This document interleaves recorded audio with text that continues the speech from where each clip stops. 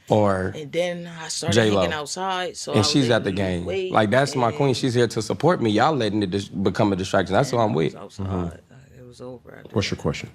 I'm saying, so if you was with Oprah and she's at your game and people like, oh, she's a distraction, how would you feel? Have you like girls when you was in school? It'll make me feel that type of way. I just will hope that me and whoever I'm dating. Oprah. Well, this sounds like That's a not a good. good Let's thing. Bro, you dress conversate. like you would Hold date on. Let's Oprah. pause this right quick. For real? Yes, that's What Oprah. makes you Let think me- that? I think I dress Let me pretty tell enough. the people about myself since you want to dive in. We can dive in. All right, now what's your questions you want to know? Let's get You a into it. gold star? What's a gold star? I don't even know what that is. Somebody that never had a boyfriend and they never did to do with a boy. Yeah, I am. So, I've never been sexually active with a male, and what was the other question? You ever had a boyfriend?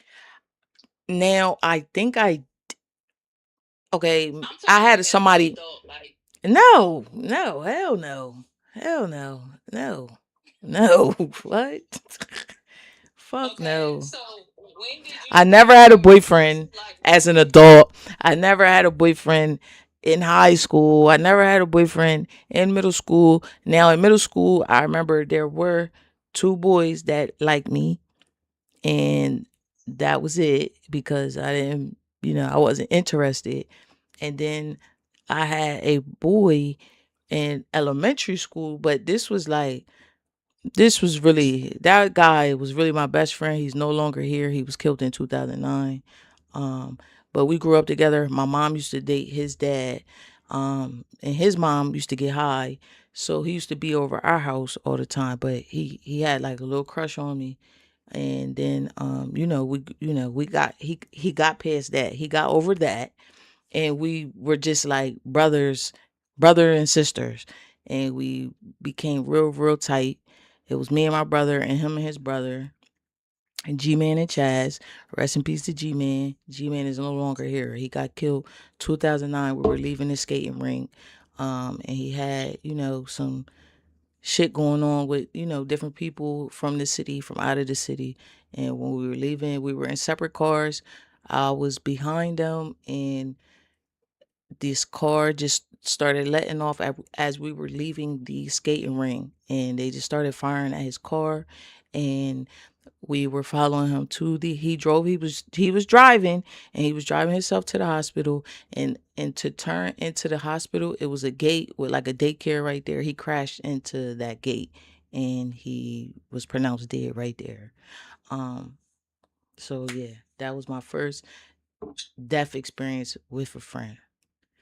And that was a boy that used to like me back in elementary school, and we grew and created a great um, brother and sister type of relationship moving forward. So what's next? why do you only? I ain't gonna say you only date straight women, but is that typically your preference? Well, And it's why? 'Cause I never. Okay, so to be very clear, I like women, but I have never been the one that went after a woman. Um, they all typically come to me, and that's how I end up dating somebody. Now you come to find out that um they aren't known to be gay, but and they would have dated men their whole life up until me. Um, but that would be that would be their thing. I wasn't like, I wouldn't see a girl and say, "Oh yeah, I'm gonna get her. She's straight. That's what I want." Like that was never the narrative. It was just, they knew that I was gay, and that was always a thing for me, where I when I would you know become because I'm more reserved. I'm never like, I want her, I want her. No, it's just like, If I see somebody that's pretty, you pretty, and that would be that. That was it. Like, but if they, if they find themselves attracted to me, then it would go wherever it went.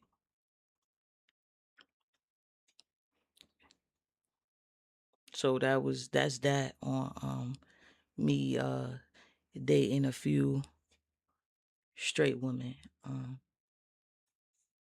I just, it's just women. Whoever finds me attractive and they take their shot. If if I say, okay, it's a possibility, you okay. I could see, you know what I mean? Then it'll go from there. But um it kind of takes it kind of takes a lot to catch my eye. It doesn't just start and end with she's straight. It don't work like that with me. Then what other attributes attracts you to a woman for y'all to take it to the next level? Well, for starters, I gotta because you don't know somebody um off of first impression, that it has to be some type of physical attraction off the rip, because I don't know you. So you know what I mean? Like, if I don't know somebody and I see you, that's all I know is what I see. So that's the first thing. That's the first hit. It's got to be some type of physical attraction for me. And then I look down at your feet. I look in your mouth, because your teeth got to be, you know what I mean? They can't be outrageous. And, you got to have you got to have a nice smile. And I think, yeah, that'll get you. I don't care for big noses like that. That's something I do not care for. Like, I'm not, I just don't care for it. That's it. And that's just my preference. Like, you cannot have a big nose. Like, oh, and when I say big, I mean like wide. Like, that's that's just something that don't attract me. I don't like a real wide nose.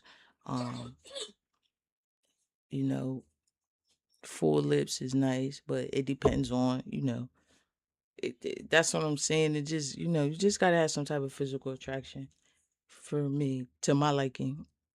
Um, and then and then I'm gonna talk to you and see what you want, see what you're on, see what you got going on. And while we're talking, now I gotta figure out, well, this was, previously, like when I was outside, it would be a thing where now I'm trying to see why does a straight girl want to talk to me? You feel what I'm saying? Like, it would be, that was a thing. That was a thing that I would think about. Like, why this lady don't even deal with women. So why do she want to talk to me? You feel what I'm saying? Because let's be honest, these women talk about niggas get talked about. And if you're dealing with females, you're being brought up in that conversation. You feel what I'm saying? That's just a thing that I've learned over time. You're being talked about in these girl groups. You are a topic of discussion, especially if you're outside. If you're, you know, if you're receiving illegal tender,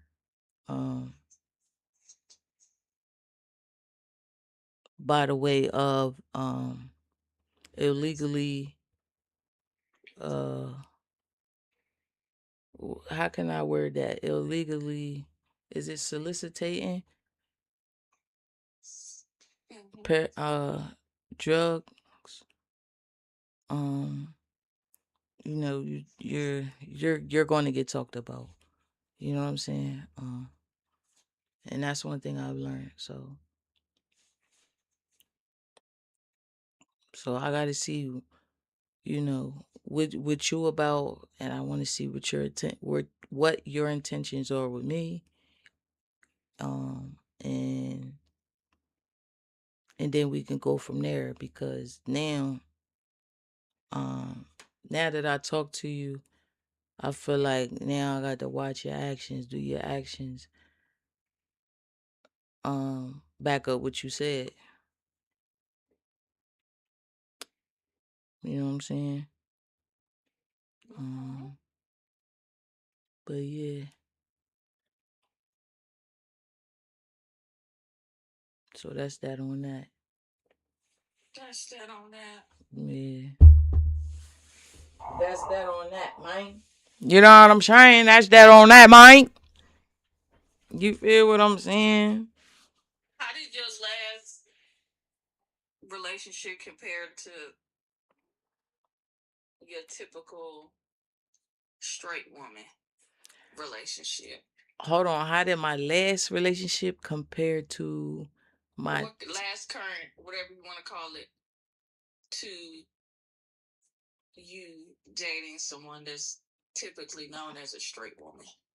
so when you say like my last current, are you talking about like the one I'm in, like the last one that Yeah, the one you in. how did that compare to my last relationship? Straight. What you know? My last relationship with a straight woman. How did that compare? What can we call us? How can we call her straight because she dated you? Maybe she was just e-gay.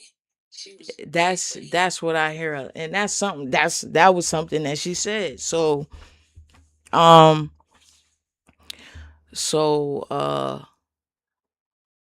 how do I compare it? As if from what aspect though? Like, what you mean? From all of it, from how y'all met to how the actual relationship was, and what's the differences in both. Well, my last relationship I met at my place of employment, and the one with the with the last woman that was straight, or that had never messed with a female before. I met her. Damn. How did I meet her? Oh, I think my friend kind of introduced us. Okay, so this girl said she seen me years ago outside, and she was like, when she seen me, she said when she seen me that she thought I was cute, and if she was to mess with a girl, it was me, basically. Um, and that was like over 10 years ago. So a few years later, fast forward, I see this female in Dunkin' Donuts, and her hair was so nice. So I complimented her hair, like not even knowing who I didn't even know who this girl was, but her hair, I didn't really see her face. If I'm being 1,000% honest, I didn't see the girl's face, but I seen her hair. Her hair was so boss, and I'm like, damn, who did your hair? Not even knowing that this was the girl that I would end up talking to. So she said who did it or whatever, and that was that. You feel me? I just kept it moving. I was just, So then like maybe, damn, that was like a couple years later. My friend was like, "Yo, I got somebody that's trying to talk to you. I got somebody that got I know some." She was like, "I know somebody that got a crush on you," and I'm like, "Who?" And she put the girl on the phone, and then that's when she was telling me the Dunkin' Donut situation. Like, remember the girl you was asking who hair? That was me. And I'm like, oh shit. Oh, okay. What's up? So that's how I met her. So, that was the layers on that. And then my current relationship I met at my last place of employment. So she had made a pass at me, but I didn't. I wasn't like, I was kind of confused because I'm like, she don't really look, not saying that, but that's just another teaching, because I didn't know that, I didn't know what she had going on. You feel what I'm saying? But I was just looking like, well, she don't look, you know what I mean? She don't look like Shorty swing my way. You feel what I'm saying? But that's another reason why I've always been so reserved, because I don't want to feel like I'm disrespecting nobody and none of that type of shit, because it's never that deep with me. You feel what I'm saying? So I'll wait till they come on to me, and then that's how I know. But which is what happened with the last relationship. I didn't know, you know what I'm saying, until she made a pass. And then I was like, oh, Shorty, oh, she fuck around. You feel what I'm saying? So that's what's up, Dylan. What's up? So that's how I met, that's those is the meetings of my, you know, last relationship, and the last relationship dealing with a female. What's going on, Dylan? What's up? What's up, man? How you feeling?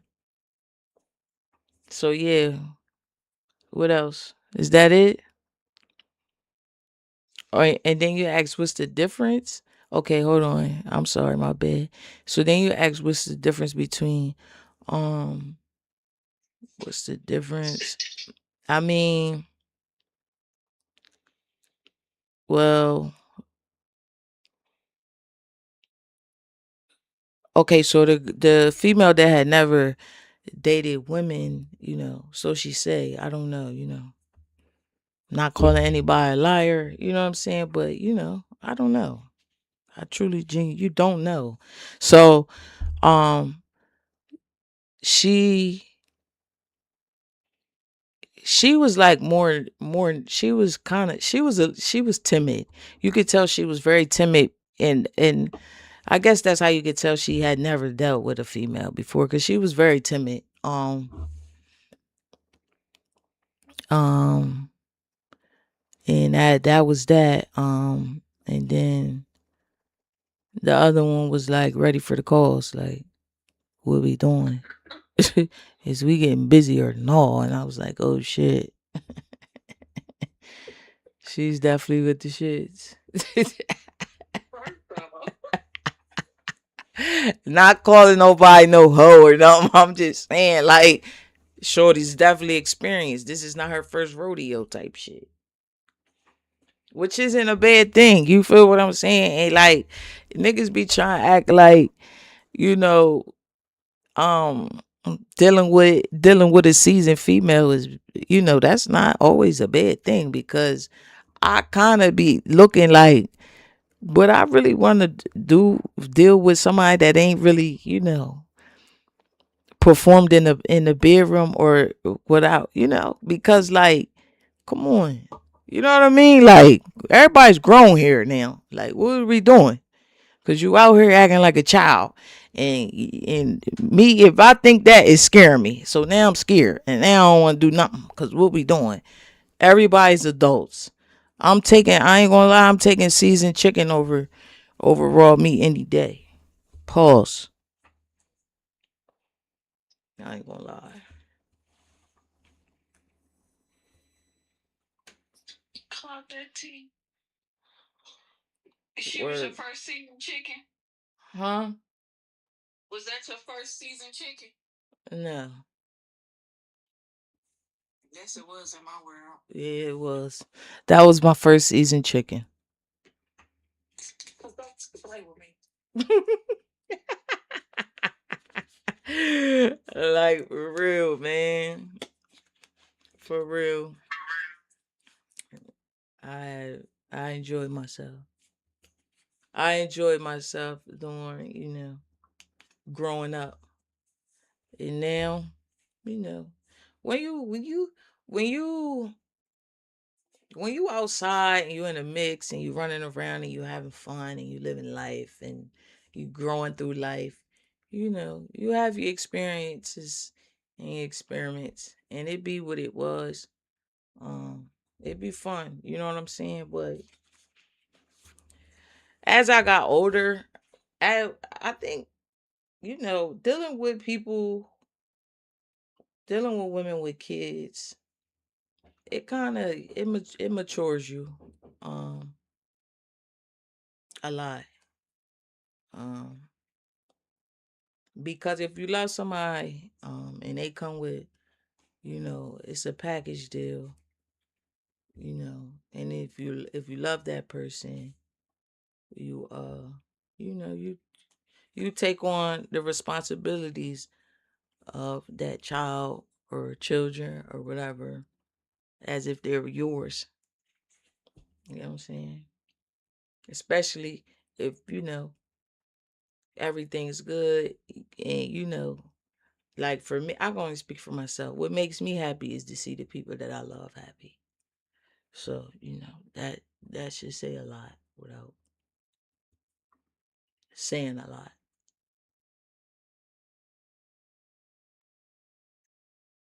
Uh, you know what I'm saying? You know what I'm saying? And that be what it was. So I guess now, are we done? Can we get back to? Yeah. All right, so now, y'all, we can get back to Funny Marco. Cause I feel like this conversation is going to get a little heated because Marco still got a little chip on his shoulder for the fact that they did something, and it was told that they asked Cam Newton not to smoke, which he still proceeded to smoke in this setting that they was filming something. I'm not totally aware. I don't think they mentioned all the but I don't think they mentioned all that. So, but I feel like Marco is still running around with a chip on his shoulder. So we're gonna see how this interview rolls along. Nice. That's Oprah. She got her man, Stedman. Yeah, I'm just saying if let's take him out of the picture. It's hard to take. That is. Okay, respect. Let's change it a notch. Let's go with Fantasia. Okay. Fantasia gonna draw as much attention as Taylor Swift? Of course. Okay. The deadpan humor.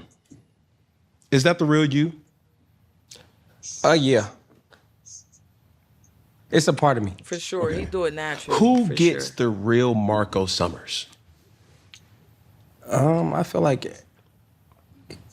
Jesus, God. A tangible person. Yeah, I'm changing so much every day. The older I'm getting. I just had epiphany. What's that called? Mm-hmm. Epiphany. That's how you say it. I gotta be very cautious how my word play and because you be making up words. I don't. Yeah. I really thought that was a word. No, but you did, and that's where my boy Pudgy, where you said that you called him was a liar, and we could speak on that later. He would like to sit right here and let you know how you were a liar. We talked about earlier. Okay. But epiphany. Mm-hmm. That's a real word. And it's just waking up and understanding, like, just because it's your birthday don't mean that, you know what I'm saying, you're growing. It's days to let you know you're growing into a person. And I had a day where I need to go into a new version of myself and be better with myself. Who knows that person? Who gets that person? Who understands that person? Shit, nobody, for real. I'm still trying to get it. Yeah, I feel like when you really don't get to know nobody for real because every day you're going to make new decisions. Yeah. I think it's so tough sometimes where, like, being a comedian or being a person who brings comedic relief is very tricky. I don't know if you're serious or not. You know what I'm saying? Mm-hmm. And I think my question is, like, do you have a person that sees through the jokes and is able, like, no, he's serious. Like, I don't want to trigger or impact you in a negative way? My family that just know, and people I grew to school with, my teachers, really. My teachers I went to school with, they understood. I was a kid that was different. I was different from my classmates. And like I had an argument with someone where I told him I couldn't, I gotta stop saying I can't spell or read. I can, I'm just on a different reading level. Like my reading level is probably like a 5th grade reading level. Okay. And when I say that, people are like, oh, you lying. And it's just like, when you expose somebody to like what you really are, what you, honest to what you could do, they just don't believe it. Yeah. And that's like LeBron James trying to get you a ball to be like, you can't make a 3? Like you should, like just putting pressure on you. I feel like we should leave room to understand that people are different in many ways. So are you considered illiterate? Break down literate. Illiterate is you can't read or write. A dyslexic too? Dyslexic. Yeah.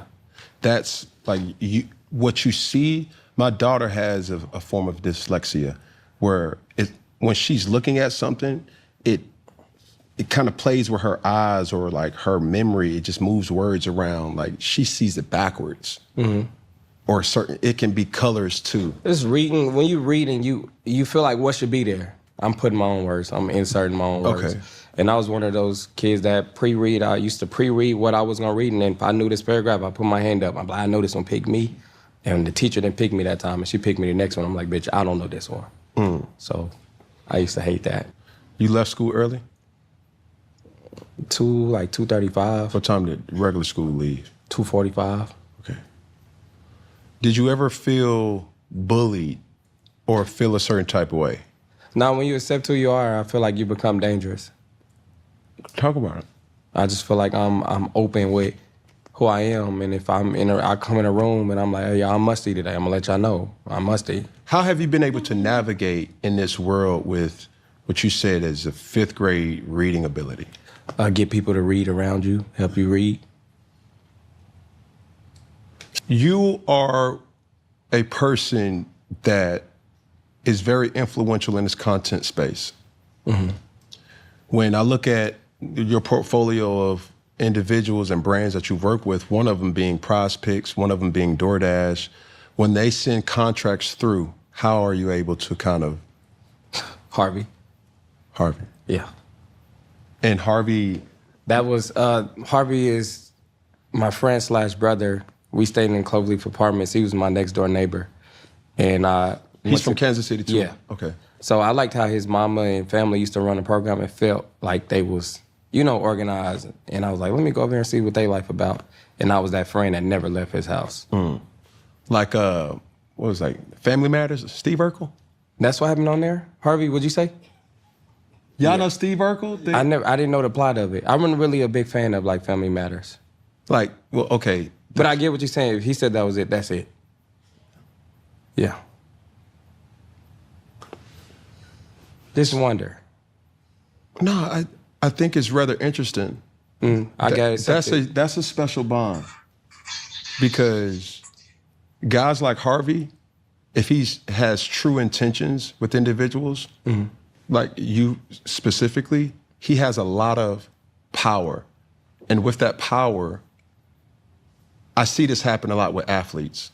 Typically, they give that power to the wrong individual, agents, managers, financial advisors, and they assume that they're doing right by them. Certain things, whether you sign power of attorney or you do certain things and you look up when you're 40 or you're 50 or you're 30 or you're removed from the game and you're like, yo, what happened to that money? Or what happened to this? Or what happened to that? And by that time, it's too late. I'm not trying to... No, you're right. You're right. I'm just giving you an example of like what I've witnessed things to be true. It could be significant others. Mm-hmm. I can say what helps anybody that's watching this that do put people in that position, watch how they treat other people outside of you. So it's just not...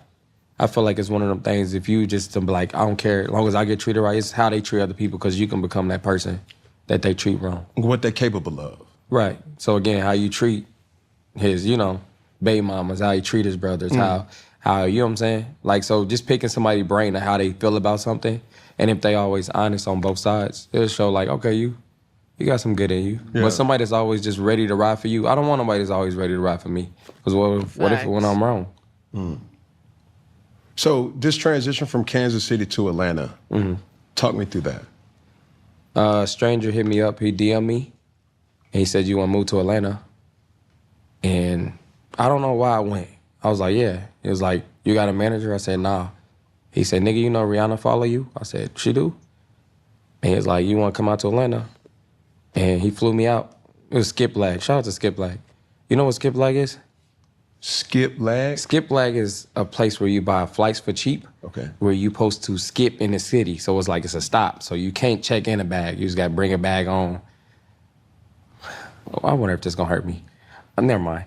But, yeah, so I got to Atlanta. And when I got to Atlanta, me and him, you know, we met. And the thing about this, what I can say is, when you looking at people's life, you can get, what's the word, discouraged? Jaded. Jaded. Like discouraged. Like mean, keep distracted. talking and I can. All right. But meeting Takal, I seen what he had, but I ran into another person named Ray Daniels. He's big in Atlanta. Okay. And I seen what he had, and he had the lifestyle. And I seen what Takal had, and he's like, you know, somebody that's trying to figure it out. And both of them are good people. And I could say that I was getting distracted when I got to work with Ray Daniels more. And I seen everything that he had. And I know I was getting too comfortable with his house, his cars, everything he had. And I was showing my city like this was what I'm around. So it looked like it was mine. And I had to get out of that space so like don't get trapped in what he got, go create what you got. And I separated myself and started all over. And both of them were good people. So that was something that I did have to learn. So that's interesting because you have individuals that you may look up to in a way where you think they got it figured out. Yeah. Did you get to peek behind the curtains and realize like they are not who people think they are? Or did you have a revelation to say like, yo, like how you getting this money ain't really what people think? No, they was doing their job, but I can say it's always something behind something. Okay. So I can say that they do grind for it and they do work. You know what I'm saying? When you just think somebody should put you first, don't always think Better that because put they that got you have to put woman yourself first. So that's one thing I had to realize. I got to be in a position to put myself first. Was So- there a moment where that happened where you felt slighted with how something kind of went down? Nah. Well, I did. And I was with the person that got me down here. And he was like, he always said I didn't want no money. He was like, I don't want no money from you. And I remember I got my first deal, I think it was a Nike, $7,000. And this $7,000, I said, I'm about to fuck him up. Sorry for cussing, but I'm about to F him up. And I remember going to the bank and he pulled it out and he gave me $5,000. And I said, where the rest of my money at? And he said, the percentage. I took my percentage. And I was like, you said you didn't want no money from me. And I felt like he was playing with me. Okay. Because I was like, in my head, you could have told me that. But again, I had to learn to respect. Like, he working his deals, he putting in time, flew me out here, got me in this. And all I remember him saying is, I don't want no money from you. So that bothered me, and I distanced myself from him. But I had to realize, like, you know. Everything's business. Right. There's nothing that somebody is doing without an expectation of compensation. Now, compensation to so many different people may look different. It may be a feeling. It may be loyalty. It may be money. It may be, hey, I'm doing this for you. You do that for me. X, Y, Z. Another question from that: how did he get paid before you even got paid? You see what I'm saying? Right. He was working. So the contract from Nike, right, for $7,000, it went to his account. Right. Why didn't it go to your account? I wasn't ready. I just came to Atlanta, so I didn't have nothing going like that. In which he could have did that, but I didn't have it. So who taught you about business? Nobody, I'm learning. What do you mean? I feel like business ain't really taught. You just got to see it and feel it and want to get involved. Because your business could be different from somebody else. Fact. McDonald's got a business and Burger King do it. It ain't the same thing. But I'm saying when you're in that program, you can learn and watch how it go. One thing that is a unicorn, a leprechaun, Sasquatch, something that people may not think is a real career, but it's content creating, right? And no matter what your platform is, it could be Facebook, it could be Instagram, it could be X, it could be Snapchat, TikTok, YouTube, Slate, it could be Twitch. Everybody's algorithm and audience is completely different. But when you do content, you get paid off of viewership, you could get paid off of brand deals, you could get paid off of numerous things that a person may not think you to get paid off for. The way you carry yourself? Right. So for me, how you carry your business and when is it a time, or when was the time where you were like, yo, I'm making real money and I have to really look at content as a career, not just a hobby? It was getting my first Walmart video for $10,000. And it was just promoting a waist trainer video. And I said, I ain't putting this on. And I figured out a way to make it funny. And once I realized that you can get $10,000 in one day, it was like, wow. Explain that. This overall, you can put I done had over probably like 40 jobs in my life. Them they're 50 probably. And just the fact that people are out there putting their life on the line and their body and their energy towards a company, and you get, you know what I'm saying? This $7 out of small will be like, small to us sometimes. The sweat equity. Right. And then just stepping into the world where you can create yourself and really paint a picture for yourself for the world, and you get paid off for what you put into the world, you can get back. It opened my eyes. So just me being naturally who I am and being funny, I'm like, I can get paid for this. I just feel like I just gotta find ways. So how was your creativity kind of, not necessarily challenged, but how did you say, hey, a brand deal in a waist trainer company reaches out to you and say, hey, we want you to create content around waist training. But you may say, hey, I don't want to wear waist trainers. How can I still create or do my services or obligations to this brand and get compensated for it? Mm-hmm. That's when you're showing creativity and hope they accept it. That's the thing, because everybody might not accept your creativity. We're in this dynamic where, like, for example, I have real family members that go on a death scroll every day, every morning. They mention it at Thanksgiving. They mention it in the group chat. Hey, yo, you seen so-and-so? They'll send this funny clip, or they'll send this, or they do all these type of things. And I'm like, yo, you can make real money making content. But for some people, they may not look at content as it is a real thing. You know what I'm saying? Like, they don't look at content as a job. That example of the waist trainer, for you, where was the breaking point, or the point where you were like, yo, this is something that I have to start taking serious?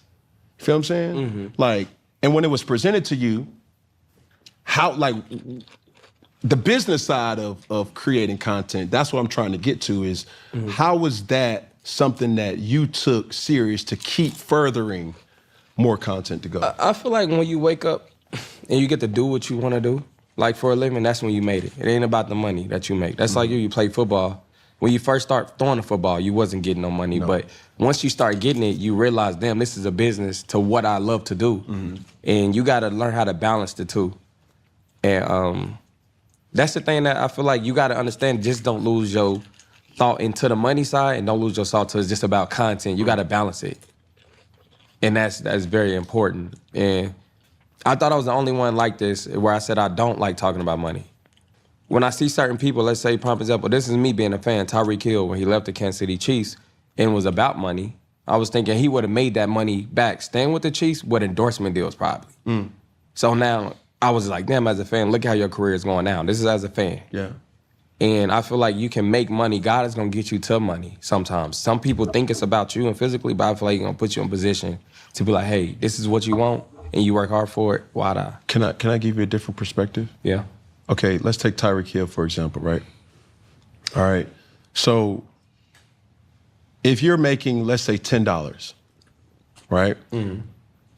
Being on a winning team, you're making $10. You win a Super Bowl, you go to AFC championships, You get acknowledgments, you got Pro Bowls, you got all pros, but you're still making $10. The person that's also on your team, you realize is making $100. Then you start to say, hey, if this pot that the Kansas City Chiefs are pulling from only has $175 in it, and one person is making 100 of those $175. As a man, as a provider who provides provision to your family, you have children, you have, relationships, you have family.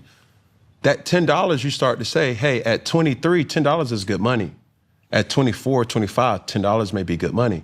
But when you start to realize and say, hey, somebody's making $100 to my $10, when am I going to put myself first to say, hey, when I turn 50, $10 won't cut it because I have a short amount of time to make the most amount of money. So therefore, somebody is willing to pay me $300. And you're like, yo, is it worth it? Is my career or success in my career more important to stability in my career? Success may be, do I get Super Bowls? Yes. Do I get all pros? Yes. Do I get Pro Bowls? Yes. But I'm just only still getting $10. If I go somewhere else, I may not get no Super Bowl.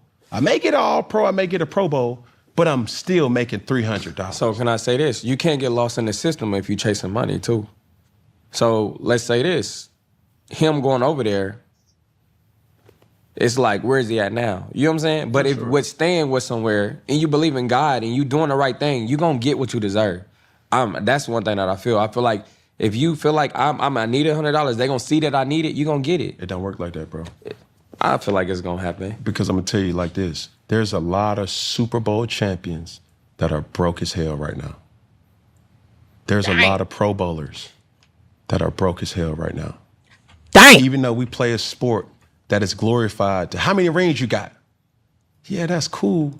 But bro, I'm 42 years old. I don't got $1 to my name. And I poured everything out to a system and an organization and a franchise that I don't have nothing to show for outside of a ring. We like to say it's not about the money, but in some way, shape, form, You gotta balance it. it's always about money to some degree. Because being funny ain't gonna pay no bills. Right. But it goes back to what I'm trying to say, and you can be a witness. You still got to know how to do your career while you're in that position. Mm-hmm.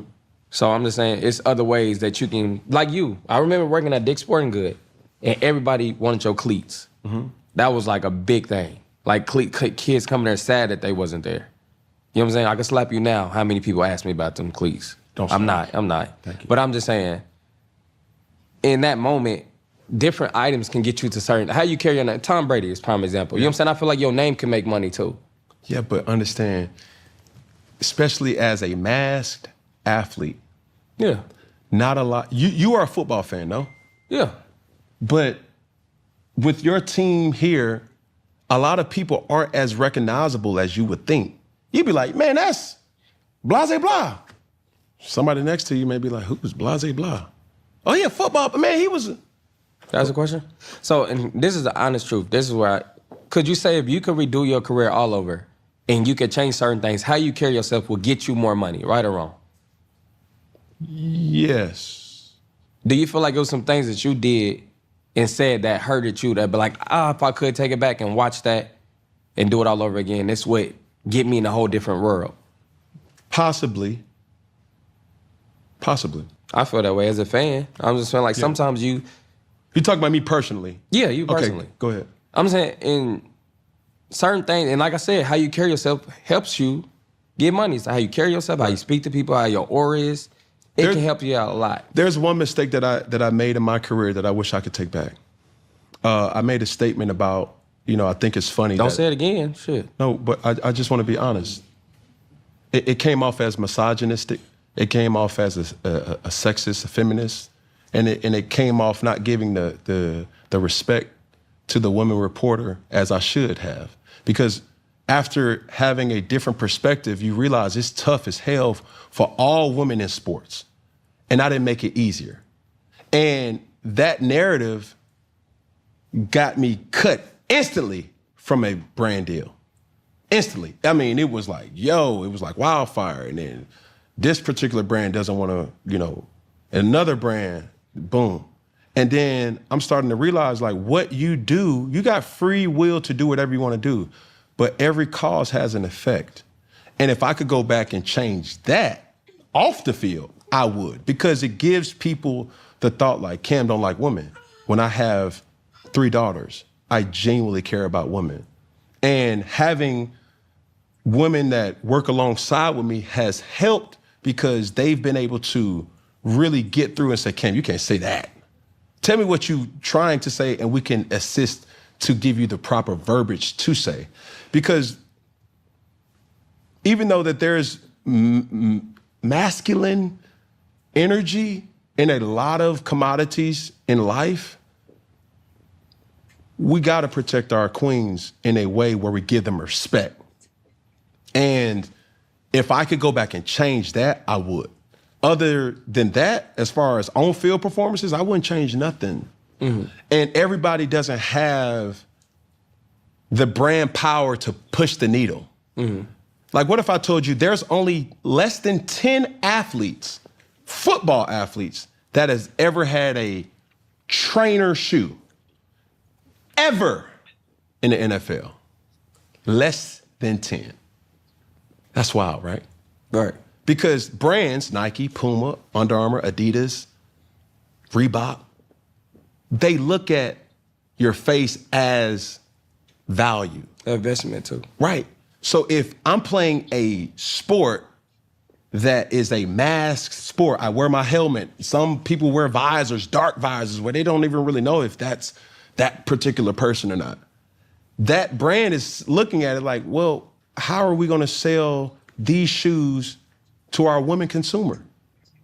You got to think about that. Mm-hmm. So going back to Tyreek, to bring it full circle, he may or may not be that athlete that a brand will say, hey, we're going to give him an opportunity to represent us. So he may know that and say, I'm not going to get this money here, even though my teammate may have. Mm-hmm. I can't count his dollars. I got to go make sure that I'm making as much money as I possibly can.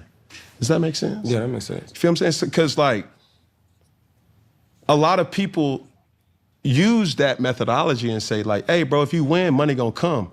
But on a real football team, bro, you probably got less than 10 people really getting to that generational bag.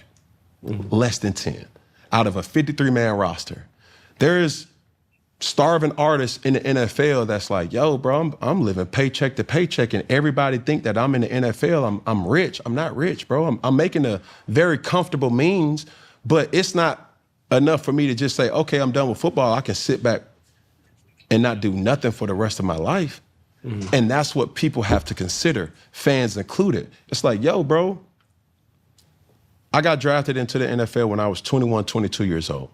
I left the NFL when I was 32, 33. That's a 10-year span that has to sustain me. I'm 36 now. I will be 37 this year. Mm-hmm. I ain't going back to the league for what I know. I'm not getting those checks. So I would have had to think already as if I wasn't, to make decisions to say, hey, if y'all paying me $10, I want $15. They say everything is negotiations. We can't give you $15 because it exceeds our cap. Well, cool. What you're not going to do, another team will with my skill set. I can't chase another brand that's going to give me that money.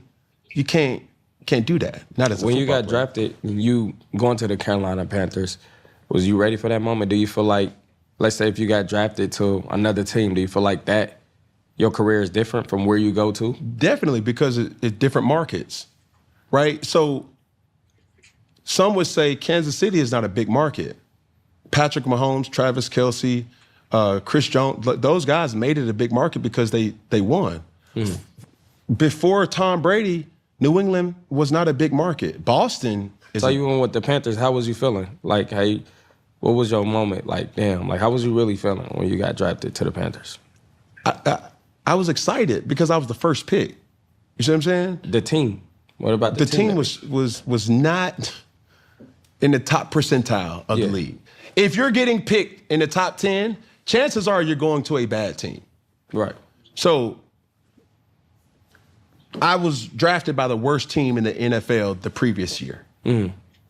No ifs, ands, or buts about it. Do you go in with like them? I know this ain't gonna be probably the best season for me, but what hope? I went into the league expecting to win every single game. I hate when a person tells me you can't win them all. That's a loser's approach. If they keep a score, I want to win. And you prepare to win. You train to win. You practice to win. You do everything in your ability to win. Now, does it always happen like that? Absolutely not. But that still doesn't discourage you from going into every single game to win. And I think that there was a shift in culture when I got there. That's not to say the guys that were on the roster before me didn't have a sameness in what they believe. Like, yo, we need to win a Super Bowl. Everybody goes into each season, every 32 teams has a chance to win a Super Bowl. And now you're realizing that it's only going to be one team that's going to hoist that Did you Lombardi. reach out to Bryce when he got picked to the Panthers? I did. Did y'all have a conversation? We did. And do you We feel have like it a was great helpful? relationship. I'm saying, were you reaching out to him when you talked to him about in that position that you was once in? Do you feel like it was a good outcome? I think me and Bryce's dynamic is if we see each other, it's always respect. I'm always here if he ever would need me. You see what I'm saying? Similar to what I was, Bryce also went through. Heisman Trophy winner, national champion, first pick, right? And with that, you have to have an honest realization to what you're getting yourself into. Guys in a Carolina Panther locker room is not going to be the same type of guys or to have the same mentality in Alabama's locker room. You expect to win at Alabama during Bryce Young's tenure at Alabama.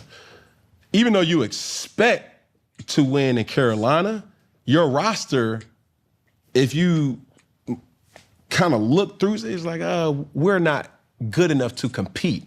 At Alabama, you walking on the field almost guarantees you a win. That's not the case in no team in the NFL. See what I'm saying? So for me, to him, I will always be a resource because there are some things that you have to figure out on your own that I can tell you, I can give you all the answers to the test, but if those answers come by, it's like, hold on, why are you saying don't go through this door? You're gonna have to go through that door just to figure out for yourself how to train, how to prepare. So what is that pressure like? And like I said, I get up, having a city on your back and counting on you and getting like, even kickers that miss kicks. Like, What is that pressure like? What is your advice to get over that? Because as a fan, I feel like we don't understand until we in that position. So you've been in that position. What is that like? And how do you fight it? Man, it's tough, bro. I said this numerous times on record that a quarterback is only as good as his kicker. And when I said that, people was like, well, the hell a kicker got to do with a quarterback? Well, there's an individual by the name of Adam Vinatieri that if he didn't have his best day, Tom Brady wouldn't have as many Super Bowls, right? There's times where I did enough to win and still lost. And then there was times where I did not do enough to win and still won. That's just the luck of the draw. It's tough when you have a whole week of preparation and sacrificing and you get to the game and you don't have your best performance, and it could be a little disheartening because there's so many betting apps, there's so many pressures that come with being the face of a franchise or a franchise player, and you may not live up to expectations. And that's what makes it tough because people hold you to a higher standard, but you're still human. Right. You still have children to go. Job. Yeah. So that's the whole dynamic of being an athlete, that it's easy for a fan to say, oh, he's selfish. He's not a team player. It's like, no, bro. Who gonna be there when I got a gimpy leg? Who gonna be there when I got nerve damage in my arm? Who gonna be there when I'm like, I'm schizophrenic because I done got hit in the head so many different times and I'm seeing things. I can't even drive. Like, who gonna be there when I'm down bad? You think a Super Bowl ring is gonna be Hey, I tell the doctor, hey, doc, I got a Super Bowl ring. No. Bro, life happens, dog. And every time people who observe sports see this, there's some that be like, dog, like, I ain't never look at it like that. And then there's other people that's like, you signed up for it. You knew what you was getting yourself into. I don't feel sorry for you. You was making $50 million a year. You made over $100 million. Yeah, but that's why I make a selfish decision to say, I got to put myself first. Because me even going back to Carolina for the playoff game, they rolled out the red carpet for me. But what about the other teammates that was on that 2015 team? They didn't roll out the red carpet for all 53 of them. You understand what I'm saying? Mm-hmm. So you gotta put yourself in a position that you can sustain your family and you far beyond this game. Mm-hmm. And some will interpret that as you being selfish. No. Because if we change the commodity in football and say, hey, let's talk about content. If we really being honest, if you do a brand deal with, we both with Prize Picks, you say, yo, what Marco getting? Mm-hmm. He getting $10. Prize Picks try to hit me with a $6. Like, no, we ain't doing that. Mm-hmm. The same way is, what Cam getting? Cam getting $10. Prize Picks try to hit you with $6. You feel what I'm saying? Yeah, but with that being said too, and there's some people out there that's just like me. I feel like when you in your room, you understand what's in your room too. So when you wander off and you get in other people's business, it can affect you. So I feel like when you do create that mindset, like I'm just sitting in my room and what we put in here, what furniture we bring in here, this is my house. This is what I got to sleep on. Sure. That's just where I'm at. You know what I'm saying? And when also you getting $10, I'm getting $6. I know I can get $10 eventually. So I get sometimes when people on a higher level, you should respect that I can get up there. I'm not like, why I'm not up there. I just know I can. Yeah, but I come from a cloth too. People will treat you how you allow them to treat you. Yeah. And coming from a person that has heard this before. Oh, Cam, he hard to deal with. That's what their interpretation is. My interpretation is, you're not just about to handle me any kind of way, because I got non-negotiables in business and life and everything that I do. I'm not just gonna accept this deal when I know that I can get more. And it's just strategy, it's just an understanding of how you look at yourself. And oftentimes people get a bad rap, could potentially get a bad rap, which is like. But you gotta balance it too, because sometimes it can make you go into hating. For sure. You gotta balance that. 100%. I agree with you. And you have to understand, like, what's a good deal or what's good for you? Never mind the deal. What's good for you? And how can you use this to propel more opportunities? But can you hurt what's good for you when you're watching somebody else's house? I think you need to watch somebody else's house just for intel. It's different. You understand what I'm saying? Yeah, you gotta know how to balance it. That's what I'm saying. Some people don't know how to balance it. Balance is key. Like, you have to use intel and insight to be able to know where the floor is. A lot of people going into certain situations don't even know what the floor is. Like, the floor may be. So let's say that. Who did Jordan have to look up to when it came to a Nike deal with Jordan? He had nobody to look up to. For sure. But Jordan also had guys that came before him, like Larry Bird, had Magic Johnson. But they didn't have what he had. No, he did not know. Certain things is out of your hand, and it's perfect timing, so to speak. You see what I'm saying? Mm-hmm. Like, if Jordan knew the career that he would have had, I'm pretty sure he would have made way more money, even though he making a lot of money. Oh, then that could have hurt you. Because if you know what you're going to get, that's one thing that Steve Harvey talk about. Sometimes it can hurt us. If you know tomorrow you're going to get $1 billion, you probably, and they're just saying not you'll treat everybody here like shit. And let's say not just you, but some people had that discernment like, I know what I'm getting tomorrow, so fuck y'all. And then some people like, I know what I'm getting tomorrow, I'm gonna still treat this like with respect, and I'm gonna be gone tomorrow. Y'all not gonna know I got this $1 billion. Sure. So what I'm trying to say is sometimes knowing your future, it can't hurt you. I think knowing your future and negotiation is two different things. But negotiation leading to your future. For sure. But hear this. if you're going into any negotiation without knowing what everybody else around you is getting, you don't have no leverage. You should know. You didn't know what people was going to... You got drafted number one. You didn't... You know what I'm saying? You was number one, so who the hell you had to look up to? Okay, you go to the previous year. And I was the first of the collective bargaining agreement. So the guy before me was Sam Bradford, right? Sam Bradford, I believe, not to count his pockets, he signed a deal upwards of about $50 to $60 million. That's his rookie contract. Well, my specific contract was under a new collective bargaining agreement. I only made $22 million. You feel what I'm saying? Now they're up to close to 39, 40 million with the first pick. Those things are what you need to understand. There's never a point in time where, let's say, if it's up to $40 million right now, the second pick should not go into there and be like, yo, I want $42 million. It don't work like that. But what I'm saying is with negotiation strategy, if the first pick got 40, you not about to give me $1 less than 39. And that's why I'm saying you need that intel, because there's also respect in any negotiation to know, oh, he popping right now, or she popping right now.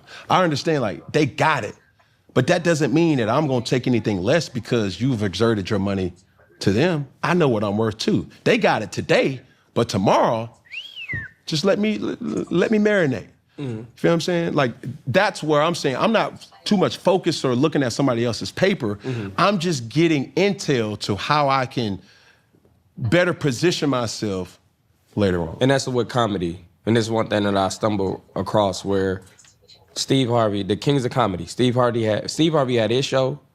I think D.L. Hughley had his show. Mm-hmm. And I think Cedric the Entertainer, he was with him. Yeah. And Bernie Mac, they said he was hard to deal with. They said, wasn't nobody gonna take him because his mouth was like, they didn't know if he was good for TV. Mm-hmm. And when this guy came and watched his show and he seen Bernie Mac talk about his family, he said, this is a reality show. And he took a chance with Bernie Mac and put him on Fox. And that show became the #1 show and won an award outside of what they had. But if he was like, what Steve Harvey and them got, that, you know what I'm saying? It probably could have hurt. You know what I'm saying? It could still hurt you. So the fact that he went in, I'm thinking, like, I ain't looking at they deals and all that. He went in and he was Bernie Mac, and that show became, everybody know about Bernie Mac's show over. You know what I'm saying? Nobody's like, turn on to Steve Harvey. They'll say turn on to Bernie Mac. You know what I'm saying? Yeah. All of them good shows, but the fact that he waited his turn and he was gratitude, he stayed in, he locked in, and he got what he deserved. Right. It's a relationship with God too. That's gonna get you where you deserve. Like, you definitely got to be grounded, and I hear you loud and clear, but I'm also, so you gotta balance it. Yes, but sometimes it can turn you into a hater, because that's like me and watching Drewski. Drewski work hard for his shit. Yes. You know what I'm saying? And I look at him like, damn, that can be me, instead of like, why not me? Right. You know what I'm saying? The fact that he can do it, I'm like, damn, I can do it. And that's when you start. I ain't gonna lie, sometimes some people are just born with natural hate. And some people develop into that. Like, damn, you know what I'm saying? So just the fact that I've been the person of my brothers been everything before me, and if they got it, I got it. I was just always the person that was behind somebody, and I was okay with that. And now, you know what I'm saying, where I'm at now, I don't mind sharing. You know what I'm saying? So it's sometimes people are born with, and my mama, she was a selfish person. It's like, it's all about me. I was the type of kid, they knocking on our door, what's your Wi-Fi code? It's blah, blah, blah. My mama like, don't give me my fucking Wi-Fi code. You know what I'm saying? And I'm like, it's Wi-Fi, we own it, they can get on it. You know what I'm saying? So if you take, sometimes it's where you've come from too. Because if you see your mama say, no, they trying to, no, you just like, no. You know what I'm saying? But you don't have no reasoning behind that, though. You just saying, I'm trying to protect us. For sure. It's my shit, I pay for it. You know what I'm saying? But when you see some caring and giving, like my grandma was giving, like so much, and I seen that side, and I love that side versus the no. And that's one thing that stuck with me, and I feel like, and you can get ran over like that too. That's the bad part. You gotta balance it. You gotta balance it. Hence to your mans. Yeah. Right? And my man, I'm not trying to disrespect you. I'm just making sure that when people watch this, like, the children taught me this. But why is a valid question. Daddy, but why? Son, if you put your hand on that stove, you're gonna get burnt. I don't wanna see your hand get burnt. I done got burnt before. Real life? Over a stove? Oh.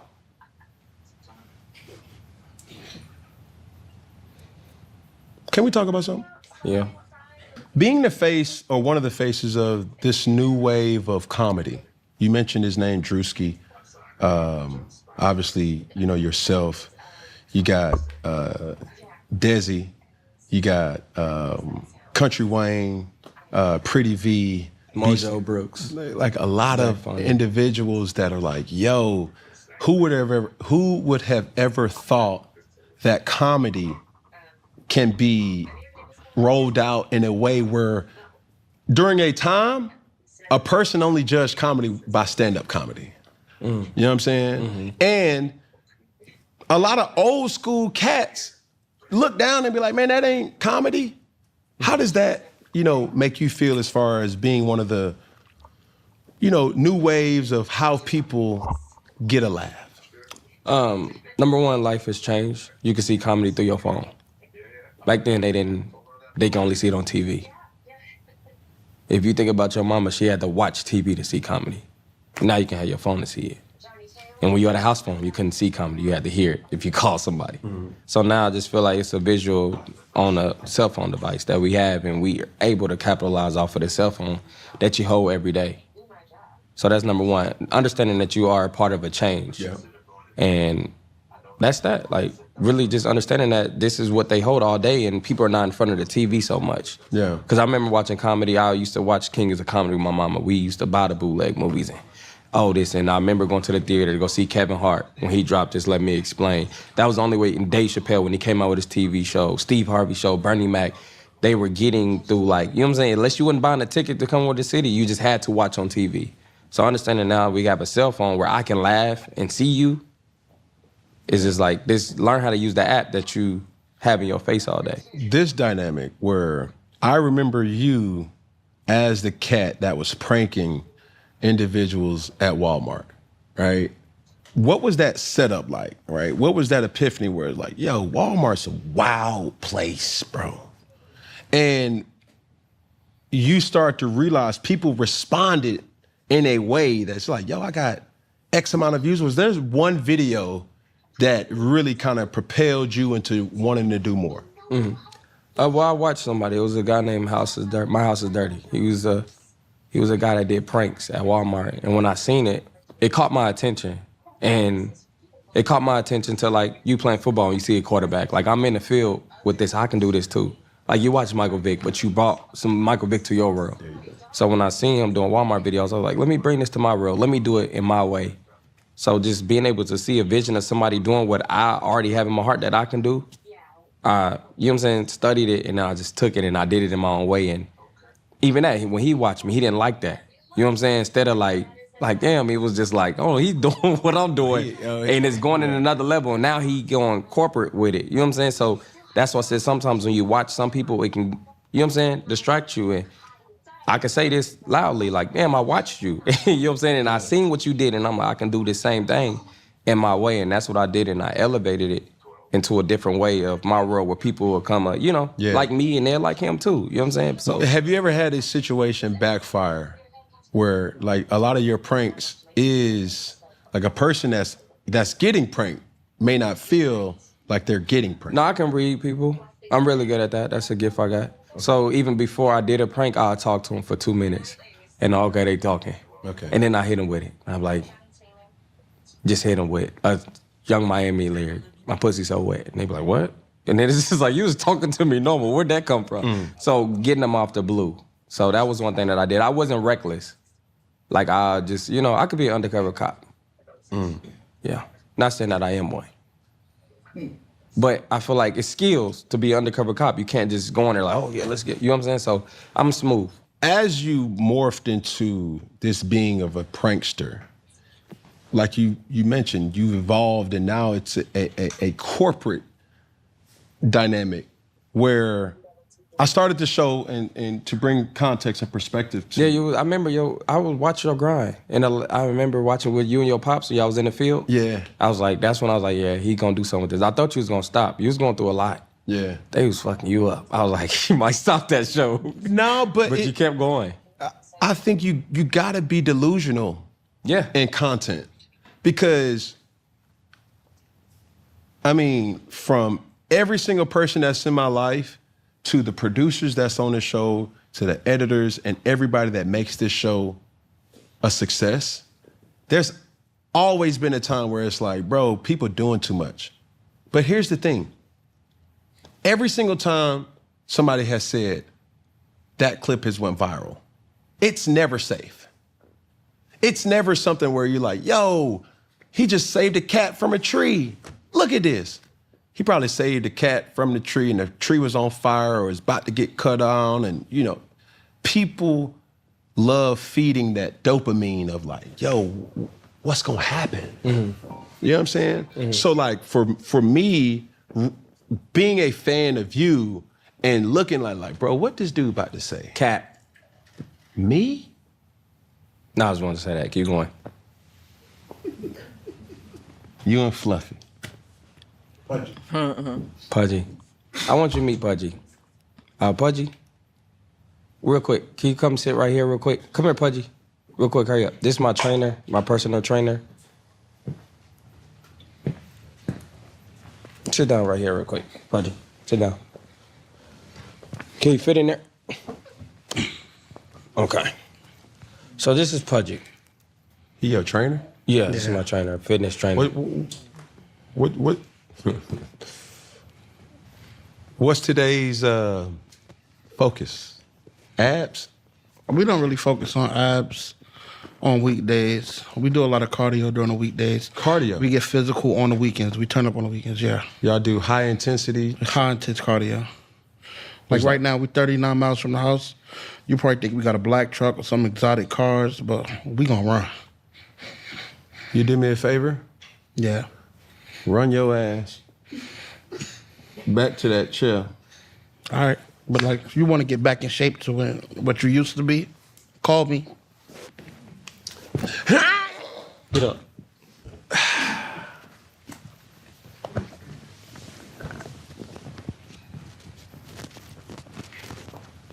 That can't be your trainer. That is my trainer.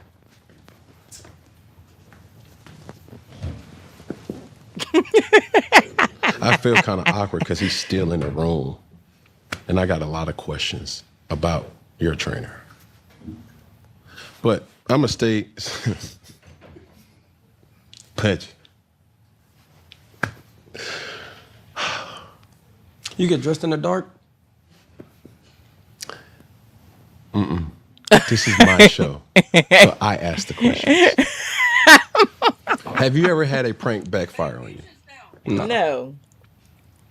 It got to the point where it was staging them. Entertainment, as long as it came out right. Now, one thing that I do know, following you, you've always had this uncanny ability to edit. Or your videos have this office-like feel where it's like pause, silence is also a language.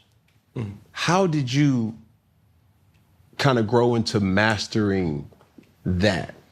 Like we had one on this episode when we talked about when you got burnt. That was a good clip. And the fact that you okay with you getting burnt and whatever you dealt with was okay. See, that was a clip where people gonna clip like you get burnt. So just seeing the vision while you in it. Like, you know what I'm saying? So just when you say something like clip forming, learn how to clip form. So that was a clip form that I created on your show where like, damn, he really got burnt. And people are not watching the full interview. They're not.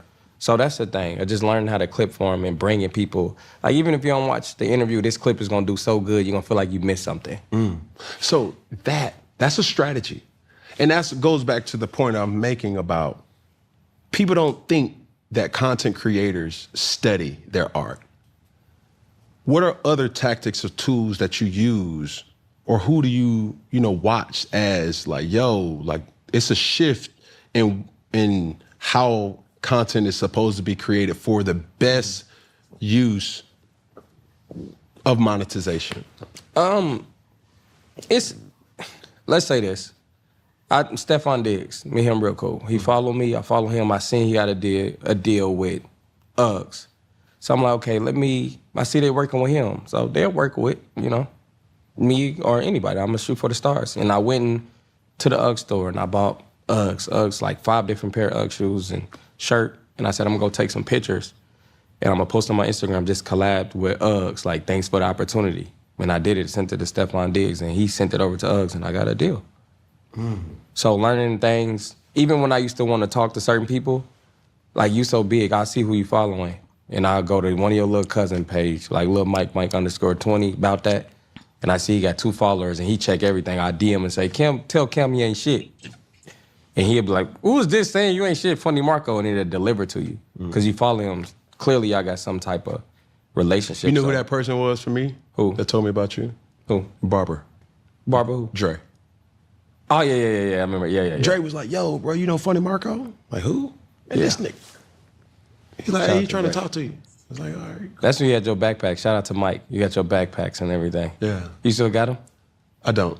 I got the backpack, but You stopped selling them? yeah. Yeah. It just wasn't. Yeah, business making wasn't its- booming. Yeah, it wasn't. Yeah, it's okay.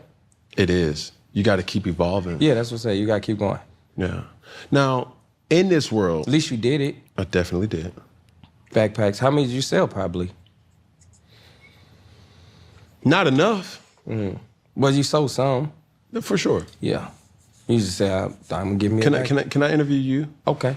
Thank you. Nice backpack. I wanted one. Say less. That wasn't at Walmart or Target. It was not. Where could you get them? Direct to consumer.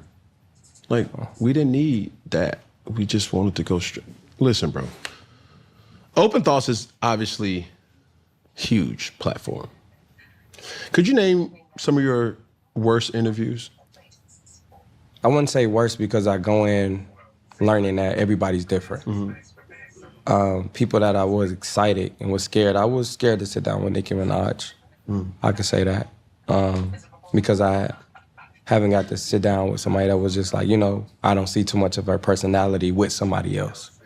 So it was rare. And I want to also make sure that I don't do any slip-ups to make anything look like it's not, because people are now creating narrative, like, not to mention nobody's names, not to mention anything that come off rude, Yeah. And my comedy is just like, awkward, and I don't want to, so I had to think before, like, not just roll out and be free. Yeah. And just out of respect, like when they, somebody big, go through so much and people are trying to pick on them, you got to be mindful of, I don't want it to look like this. Yeah. Because some people don't be in a room when you interview and they make it look like, you know what I'm saying, it was that. And it's like, nah, it wasn't that.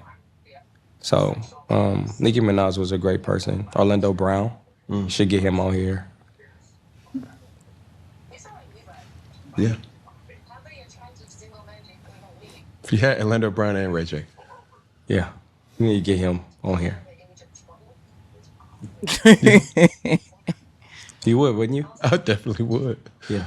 I have to put some barricades or something around because, yeah.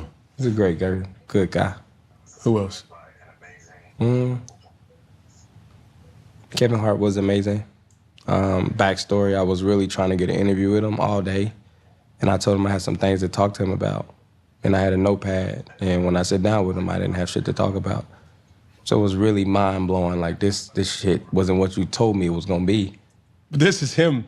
Yeah. That's what he was thinking you was assuming. Yeah, because I had to sell it, And just, now I'm elevating into really pull something out of the interview, because I feel like when you got a different space when people sit with you. Yeah. Because your energy, you can feel it. When you go to the Breakfast Club, you got a different space.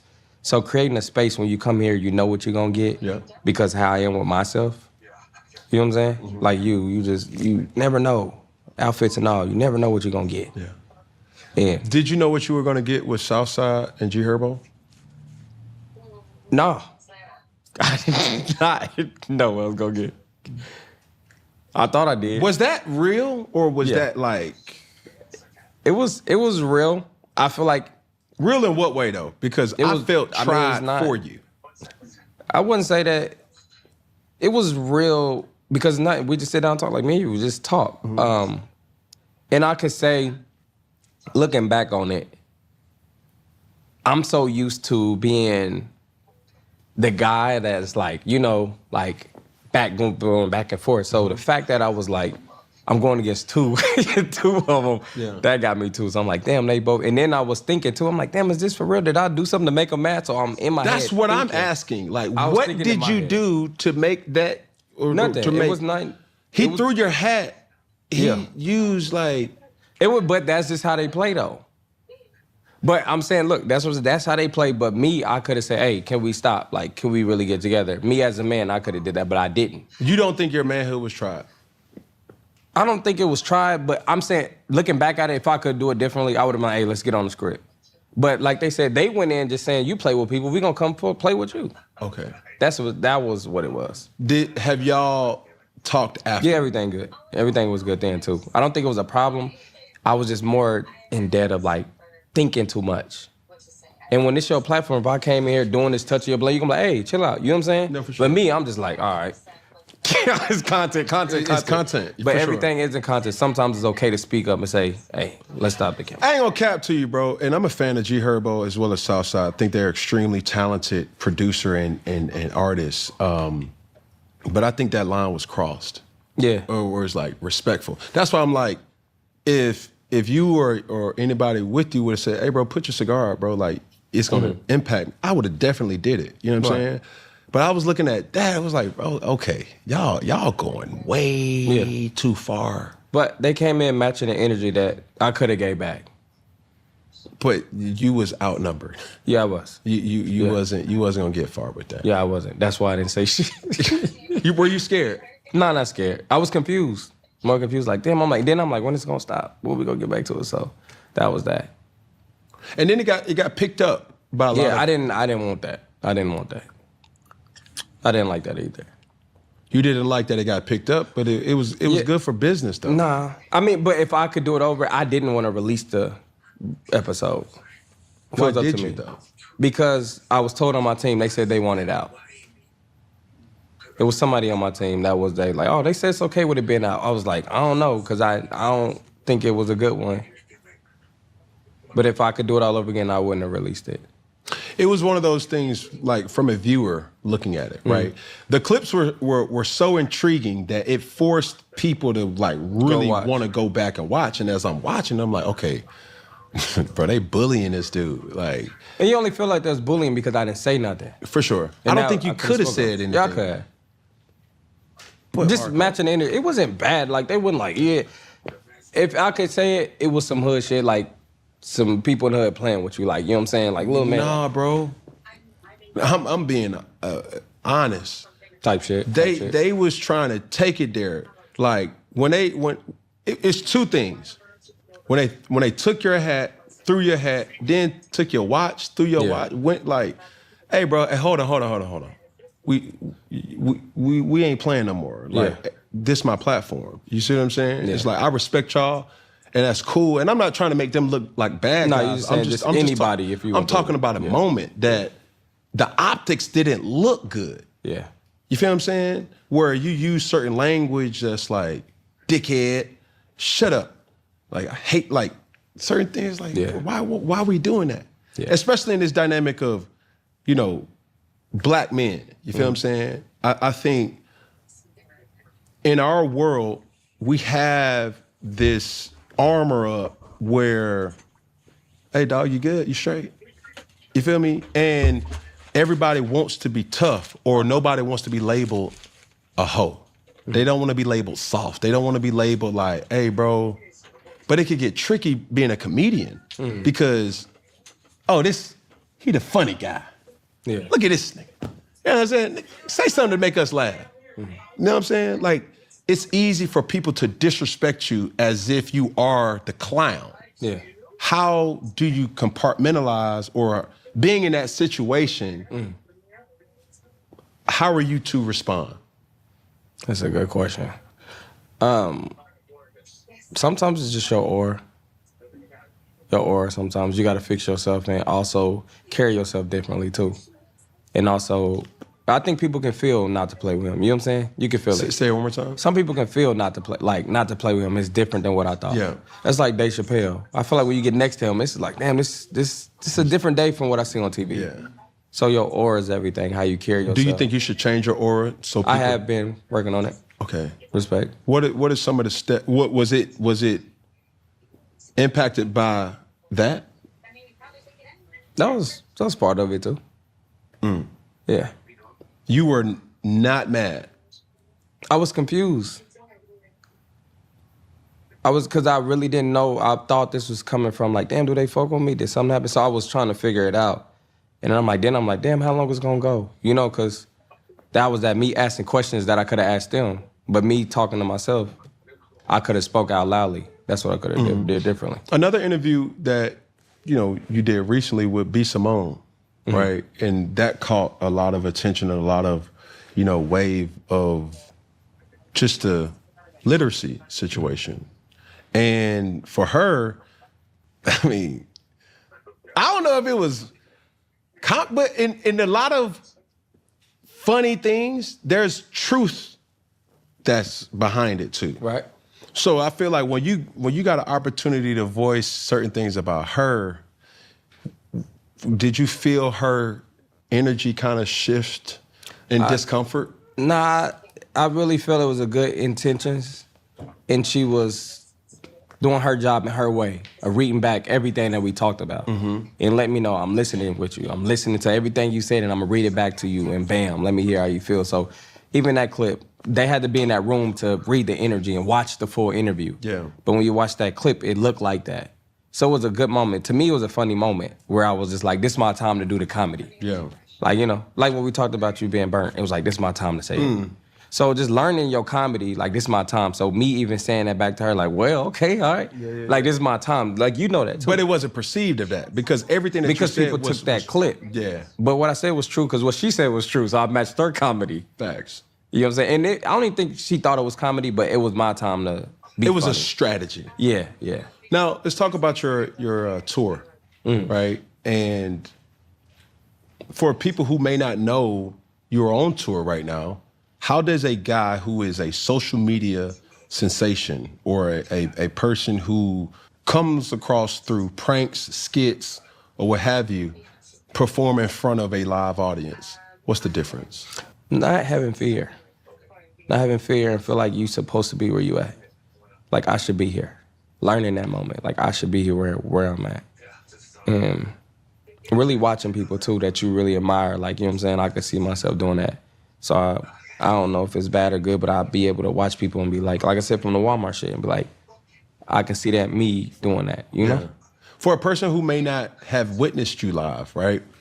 What version of Marco do you deliver? Because you can't go up there and be silent. You know what I'm saying? Which is a different strategy for a different platform. For the internet. Yeah. Like when you're there, do you write? Do you freestyle? Do you have fan engagements? Like what should Let them know who I am because it's now about legacy. So when people leave that room, they learn something about me. And that's one thing that I feel like with every comedian that I love, from Kevin Hart, I feel like I know his son when he talked about him. I know his dad. And, I don't know if you had him on here. What's his name? Ali? Or how you say his name, Harvey? Ali Sadi. I always get tongue twisted. But Ali Sadi is somebody you should highly get on the show. But just when I can learn from somebody and learn that they okay with what they went through. Yeah. And it was funny. Like, let me tell y'all through my eyes. Like, this is what I went through. Hey, people can go through this and they can be sad about it, happy, but I went through it. I'm gonna let y'all know. Like, I think with every great storyteller and comedian, they're telling a message. I'm not sure if you've seen the newest Dave Chappelle. Oh, I did. It could have made you cry. As I was watching it, one of the things that he was telling was the Man Act. And I'm not sure if you, but a lot of us watched the Diddy documentary. And before every single episode, they had what he actually went to jail for, and it was the Mann Act. Dave Chappelle's ability to tell a story in a serious but comedic way is something that makes and separates the greats from the doings. You see what I'm saying? What message do you try to tell when you take the stage? Accept who you are. And by that being said, I go on stage and let them know things that I went through, and even me struggling with reading, writing, and also taking your time, because I've rushed through a lot, and if I can go back and do some things, it'll be different. And there was some times where I done signed some contracts because I heard money, and it hurt me. And there's some times that I wish I could have slowed down, and it wouldn't have hurt me. So just letting them know, like, just what you see on TV, sometimes we go through things too. And I just feel like when they think you made it, they look at you different. And it's like, nah, don't treat me different. We all just are like. What makes Marco Summers angry? Losing on prospects. That's a different type of fear. Yeah. And no, you want to know what really make me angry? When people follow me like, man, I'm trailing you. My rent need to be paid. And I let them down. I'm like, fuck, he needed to pay his rent. And then I'm like, how much was it, bro? And I'm thinking he's going to say like $800. He's like, $1,500? And I leave him on red. So I'm like, that's a lot. But getting angry, I don't get angry. I do not get angry. I get frustrated. Okay, what frustrates you? If anything, seeing the power in people and I tell them that you can be this person, like my fitness trainer, and just letting them know, like, and also my friend Tristan, and just, you know, my brothers, like, just seeing more in people than what they are right now. I just feel like I said, I remember that episode, and that's what I said, when you did the episode, to this day, when you sit down with you and your daddy and y'all was in that football field. Yep. And I said, this is gonna be something. I said, he didn't give up. Because I really thought the show was gonna be done. When you went through a lot, you was going through a lot. Mm-hmm. And I remember the episode, and I said, you know what I'm saying? I didn't dip down and watch a couple episodes, but that was one episode I remember and saying, this is gonna be something. You know the thing that I find out about success? And it's easier said, but I think it's very important for people to realize it's literally survival of the fittest, like a marathon. Because I look at an individual like Snoop Dogg, a person who I look up to. Why? He's always been authentically himself. And if you've ever been in a space with Snoop Dogg, you will smell him before you see him. Mm-hmm. And it's potent. But he doesn't change. I've seen him in a club setting. I've seen him in a corporate setting. But that's a gift from God. Everybody ain't got that. Everybody does have that, but people aren't afraid to showcase that. Everybody can't do it. Why? Everybody get treated different. And that's just what the world gonna be. And that's just like, how many kids your mama got? 3. All of them were different. And that's the treatment from your mama, from school, from their girlfriend, boyfriend. Everybody gonna get treated different. And that's just your life, and you gotta accept it. You gonna be who you gonna be. And everybody can't be themselves sometimes. And you gotta learn to be yourself in certain settings. And you should know that. Like playing football, like you were treated different. Like you know what I'm saying? Like, and it's okay, because you're gonna get treated differently in different ways too. So I just feel like when you're trying to think, like Snoop Dogg is him, he's unique. But everybody can't do that because some stuff, you know, people I'm get not saying treated. everybody can be Snoop Dogg. Everybody can be a version of themselves as impactful as Snoop Dogg. You heard what Deion Cole say, managing your blackness. And sometimes you gotta manage yourself, and that's in certain rooms where you can be like, and that's like everybody got that one friend, like that's how he is. Mm-hmm. You know what I'm saying? And then some people are like, I'm not taking it. You know what I'm saying? So I feel like sometimes it's hard to say. That's a big debate. And if people that's watching this understand that, where some people can get away with that and some people can't, and that's just the light you got over you. They've been able to get away with that because they have earned the right to. Certain people try to get away with things that they haven't earned the right to. Noted. And I would say this, as far as the comparables of, it's a marathon, but in the Army, they have this tagline, or I think it's still the same tagline, fortune favors the bold. People will talk themselves out of a blessing if it's standing right in front of them. And just like you, it's like, bro, I remember you doing these skits, or not skits, or doing these pranks, and then now all of a sudden, like, I don't know if I got you kicked out, but that was a different version that I saw you online. Yeah. And then like now you got brand deals, like you got so much to offer. And I'm like, yo, bro, being bold and bullish to what you may believe in yourself, you need to do that. Because when you see me and my pops, that was probably my 40th or 50th show. I've been doing it for so long. People just pick up and be like, you know, that's very intriguing. Not knowing that, like, I've been doing this for a long time. It's sad because even going back to the sports analogy, we get judged off of 60 minutes, not to remember and understand, bro, I practice on Tuesday, Wednesday, Thursday, Friday, Saturday, walkthroughs, film, did all that just for 60 minutes. And a lot of times people place judgment as if to say, oh man, he ain't even practice. Why? He threw 4 picks. He couldn't have practiced. It's like, no, bro, I did not go into the game expecting to throw 4 picks. I wanted to throw 4 touchdowns. And there's games where it's like, yo, I want to throw 4 touchdowns, and I thought I may be throwing 4 picks. I say all that to say, people do not appreciate the journey. They want the final product, the Sunday nights, the Monday nights, when you are on display for the world, when you're on tour, when you press send on your platform.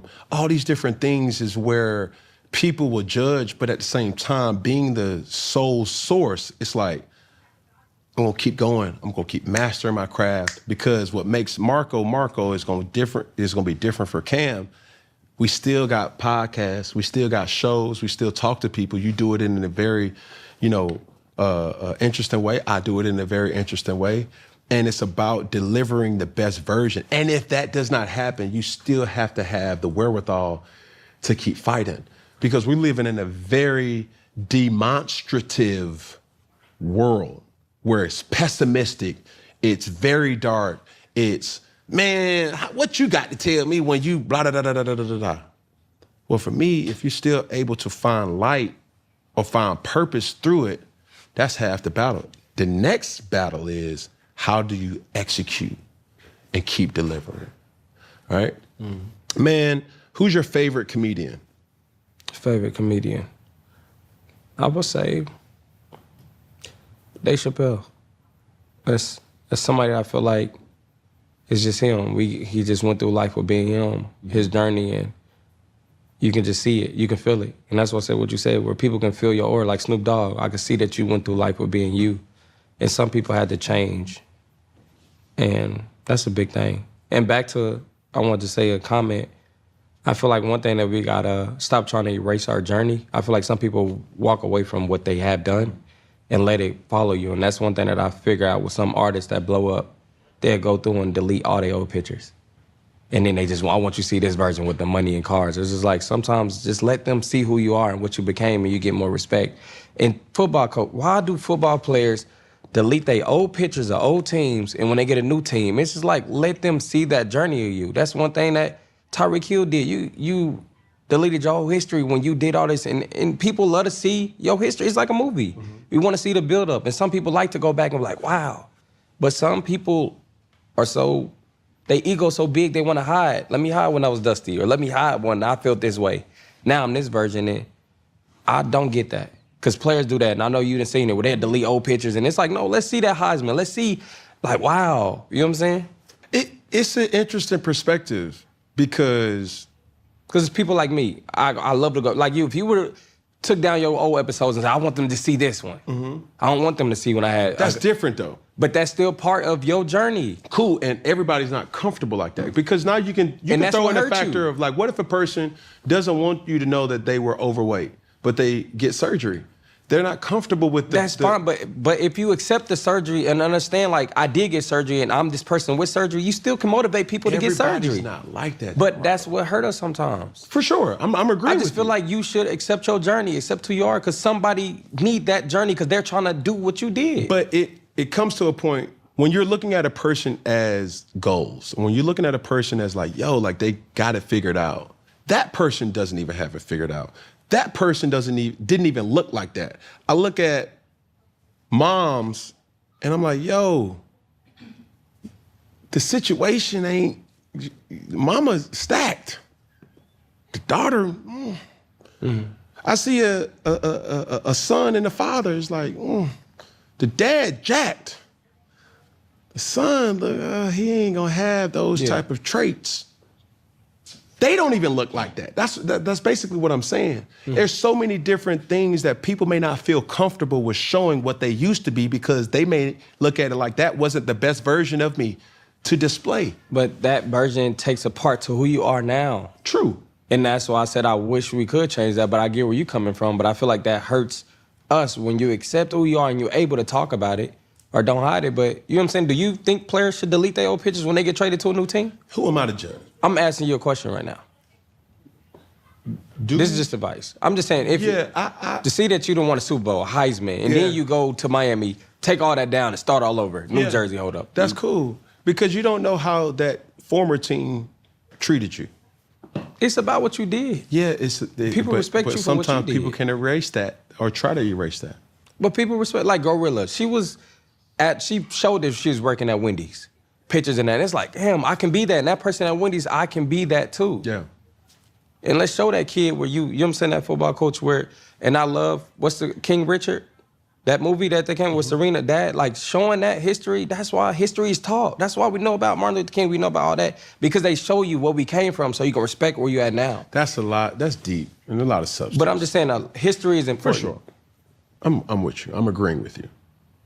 Did you delete your old pictures? Yes. I archived them. I didn't delete them. But that's still not cool. Say less. Or more. You shouldn't have did that.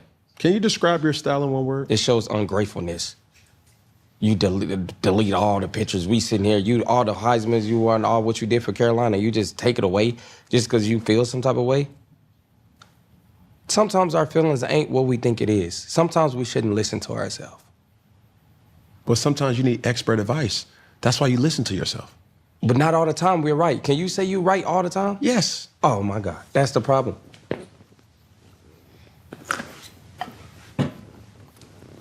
We don't need to listen to ourselves all the time. I always have to listen to myself. I'm saying, don't take your advice all the time. I always have to take my advice. You take it, see? Saw. But we still here. We alive. I trust me. Yeah, but also trust people around you that love you. That's a different story. Because you said you told your son not to touch the stove. If he listened to himself to touch it, and you told him I not to. also asked, can you describe your style in one word? Let's give it a sentence. Give it a sentence. Honestly, the way you dress, you just don't know how I'm coming. And that's the respect answer that I can do. You just don't know I'm coming. And you might get this, you might get that, you might get ankle socks, you might get long socks. Sports shoes with a nice hat, a blazer. You don't know if you're ready to run or go to court. Got to keep them on their toes. That's what I'm. Black and white loafers, white I socks, came prepared for this bitch. leather, pleather pants, Yeah, these a from- dope varsity jacket, Letterman jacket. What's your motivation? A Nelly Band-Aid. Hot in. Ain't How hot in here. It ain't. It's cold in here. It's cold. Yeah, it's cold. With that Letterman jacket on, you still go? It's cool. What's your motivation out there to the people? This is my interview, bro. I'm happy to be sitting in front of you. This is history. You and me both. What's your question? What's just your motivation to like the young players that's coming up that's going into the league next year? What is your advice to them? That's about to make millions of dollars and all these women coming at them and you got this and that. People want money. What is your advice to them to make it?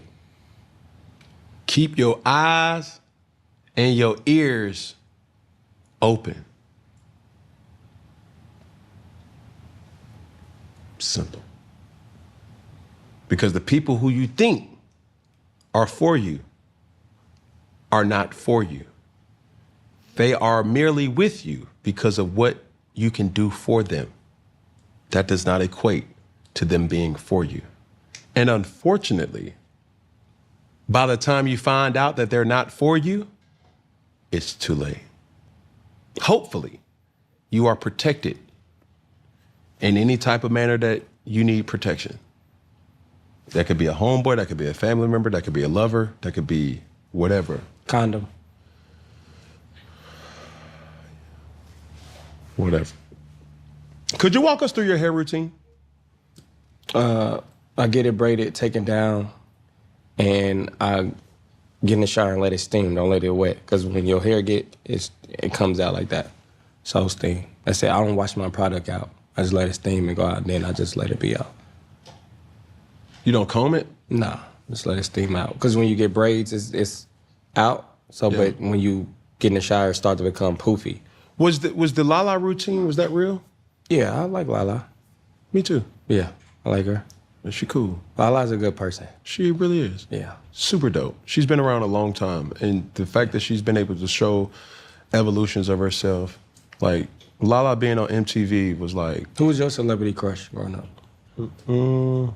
Stacey Dash. That's a good one. You ever hit her up? Clueless? Like before, when you got drafted? Nah, Why you type like that? it's That's an all. app. You should download That's it. No, I always wanted to know that. Like, when you just said, did you just like, I want to be different, or you just feel like that was you? Okay, the reason why I type like that is because everybody doesn't write the same. So why should we type the same? If I give everybody a sheet of paper, and I've always said this example, if I give everybody a sheet of paper and say, hey, what is today's date? Give everybody a sheet of paper. Yeah. By the time you collect all the sheets of paper back, it'll look completely different. That's It'll fair. it will still makes say the sense. same thing. It makes sense now. I always wanted to ask that. That's good. That's valid. Respect. Is there a person that you would like to have on your platform that you haven't I want to sit down with Eminem and 50 Cent. together? And if I can get Ja Rule and 50 Cent, that'll be amazing. What about King Combs and 50 Cent? Ooh. You don't know who King Combs is? Yeah. Out there. Nah, I'm just leave that alone. Skip. Next question. Why? Huh? Next question. You got any more? Yeah, but why would you haven't said next question ever in this 2 hours. Yeah, this is the next question. Do you feel a certain type of way about any Next of them? question again. Okay. Who are you ready to sit down and talk to? That ain't how it worked. I asked you, you didn't answer, you don't get to Okay, that shows who you really are. That's some coward shit. Or do you want to be a grown man or you want to be a coward shit? So you right here, because I respect you, respect me, you a grown man. So you can answer. This is my show, so I ask the questions. You're That's right. not coward, that's grown man. No, but if you do want, like, that's monkey see, monkey do. Now you're doing what I do. And you a leader, not a follower. You're right. So I'm going to lead to the next So if I question. jump off the bridge, you gonna jump off the bridge? You're a father. Yeah. How many children do you have? 3. How many baby mothers? Oh, this is where shit get tricky.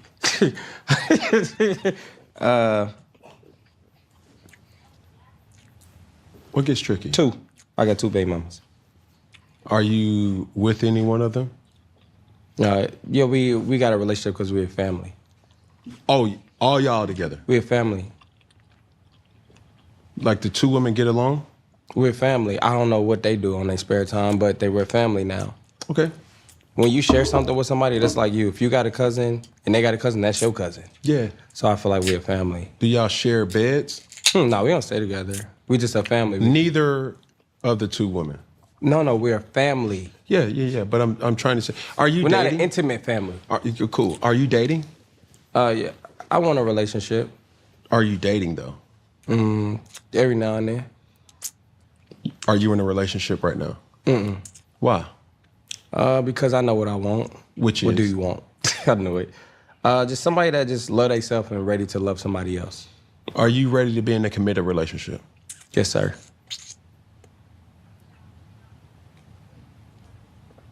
I'm ready. Because I feel like that's going to take you to the next level. You believe in manifesting? Yeah. Could you manifest who you would like to be with? Tiana Taylor.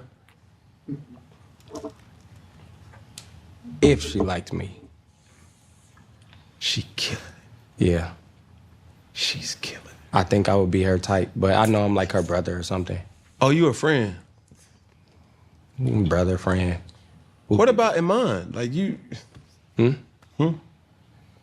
I'm just saying, sometimes I'm so cool, sometimes I get put in a brother zone, too. And that's how cool I am. They be like, oh, you like a brother. And that's because I'm cool, not because the looks or nothing. But where? Like, okay, let's come up with a strategy. What is your strategy to get out of that brother? Oh, you got to stay in there. Once you're in there, a real woman see you as a brother, you are a brother. Don't try to Let's finesse see and if play this with like- a woman's mind. Just accept Let's what see they if say this you like want. is So cool. you cool with being Tiana Taylor's that's not friend slash? Yeah, whatever it is to get close to her. And then when you get close to her, will you ever confess Be a your better love? brother. Incest brother. No, just a better brother. That's it. That's the thing about. Could you see yourself with Tiana Taylor? if she could Intimately. if she gave me a chance, I would be the perfect guy for her. What would make you the perfect candidate for Golden Globe winner, Tiana Taylor? Again, I brush my teeth. You don't think she's with men that brush her teeth? I don't know. Okay. But just overall, I just feel like I carry myself with ready to change, and I feel like she'll elevate my career up, and then I'll be able to elevate hers by just unique things that I think. So I feel like she's unique. I asked you to do this. That's my camera. That's our camera. That's your camera right there. I want you to use your camera to shoot your shot at Tiana. And I'll let you know if it's... Woo! We back now, baby. Hey, Tiana Taylor. This dude is trying to talk to you, and I know I'm your brother. That's weird. But if you're watching this, keep doing your thing. I love you like a brother. You're amazing at what you do. I'm here to support you at any time that you need me to be there. Stop. Okay. I see why she look at you like a brother or a friend. Because you don't even look at yourself as a person she should look other than a brother or a friend. Yeah, because you gotta listen to him when you meet him. Okay. You met her before. Yeah. You ever been like, Tiana, shut, I ain't gonna lie to you. You do everything to me. Make me feel funny, even though I'm a comedian. I make good money. But I want to take you out on a date. I want to court you. You know what I'm saying? You got a pass, I got a pass. I ain't got a Golden Globe, though, but with you in my world, I feel like my globe will be golden. You just can't come at them like that. Why? Because in the industry, and this is what I heard, they like to meet people through people. What? People like to have a reference. I got to get a reference. I shouldn't have met her on my own. Somebody should have been like, Marco trying to talk to you, he a good dude. And then that's when she Heck no, but they lied to you. That's how you meet people. Man, women want to feel like women, man. I know, but I'm trying to tell you. Then that's when she feel like you're on drugs, the cocaine. No. You can't come at a woman like that. No. Hey, baby, I know what I want. That's fine. And I want you. That's what they want. They want conviction. They want not convicts. masculine. Masculine. You talking about, Respect. You feel what I'm saying? Like, you got to go, hey, man, I'm just here for a good time. I don't know how long I'm going to have your attention. Tiana, look, baby. Let me see if she pick up. Want me to call her? Please. T. Oh, man, this is scary. Did she just get out of a relationship too? Shoot your shot, bro. Come on, bro. Man, because people be going through shit. That don't matter. You can help them ease the pain. Hold on. Tiana Taylor. I don't know how to spell it. Here goes nothing. Oh, shit. There you go. Her name, TT, in my phone. TT, baby.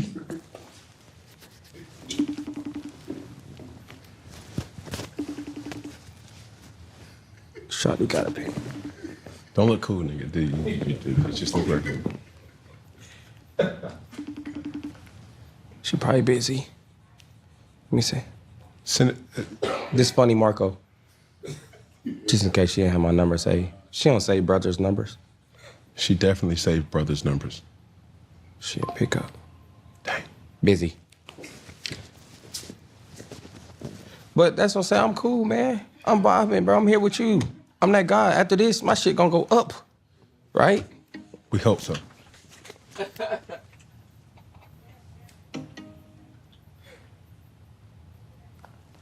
That's a girl I met at Foot Locker. That wasn't Tiana Taylor. No, that was Foot Locker. Somebody selling Chuck Taylors. I said, hey, I could probably change your life. Is Foot Locker somebody you dating right now? No. I just met her today when I got this shit.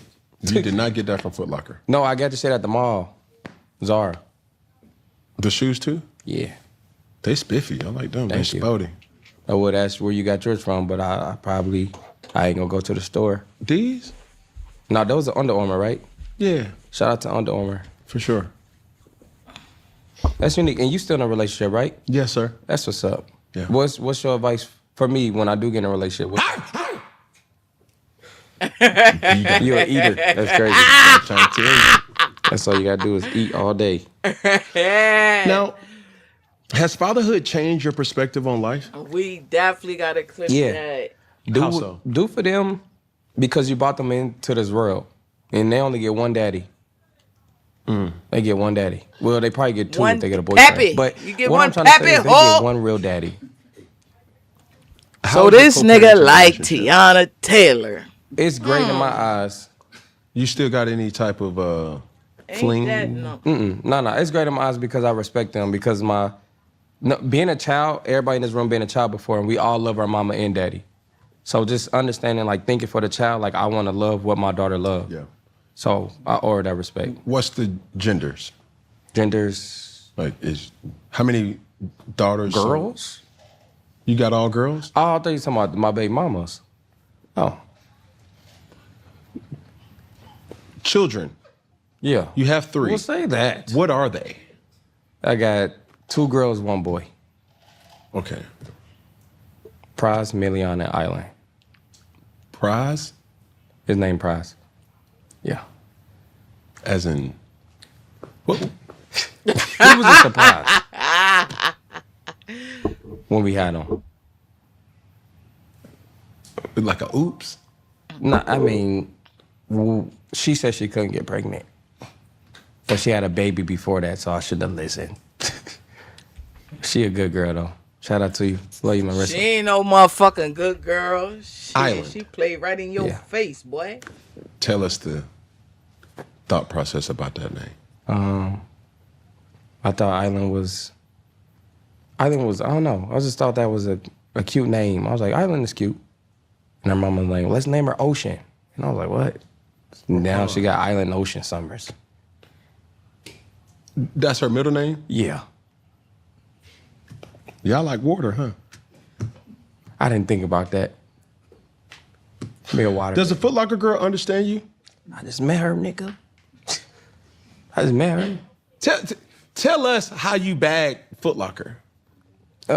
Just walked up and I'm just like, you know what's crazy? Like how I bagged her, my boy was like, man, I'm proud of you. Cause I was like, we gonna go on a date at like 9 o'clock. I said, can we go on a date at 9 o'clock? She was like, oh, no, I might be busy. And I said, no, we gonna go on a date at 9 o'clock. And she was like, okay. And then my brother was like, that's the masculine shit you gotta have. Why don't you keep that same energy with Tiana? I'm not her type, probably. Oh my God, you literally just talked yourself out of it, bro. Girls, women. Your wanna confidence, feel like- you think you can get anybody, like you think you that guy? For I real? don't want anybody. I want I'm just, who no, I I'm want. just asking, I'm just saying, let's take that away. Just I me want and you who on I got. I'm asking you, me and you on She here. I get it. That's cool. We're just talking in another world. We just making It ain't no other world. It is. We on Earth. Cam, I look better than you. That's cool. That's a As long very as we got strong that out the way. statement. Huh? Like we was on the streets, I feel like I'm more attractive, so I know what women want, and I can say, okay, That's I know how to cool. read. That's fine. That's fine. That's fine. Who I'm with is fine too, and I'm. She be putting her hands on you or something? Yeah, Why we can't put- you just have a conversation about outside of her? We put our hands on each other. That makes sense. You know, we love on each other. You feel what I'm saying? That's what's up. No, I'm saying, do she? No domestic violence. No. Probably you need Just- something. You need some. Sexual seduction, eruption. Smoke us a cigarette. Go back to sleep. You smoke cigarettes too? Cigars only. Black and Mouse. Cigars only. What made you get into those? My neighbor at the time was Michael Jordan. And every single time, you know, I would be around him, I would thought like, yo, like that's pretty cool. Like he would always be smoking cigars. See, when I seen him, my papa used to have him. My grandma, boyfriend. I'm like, what are you doing smoking a dick? But Smoking a what? nothing. We getting sidetracked, bro.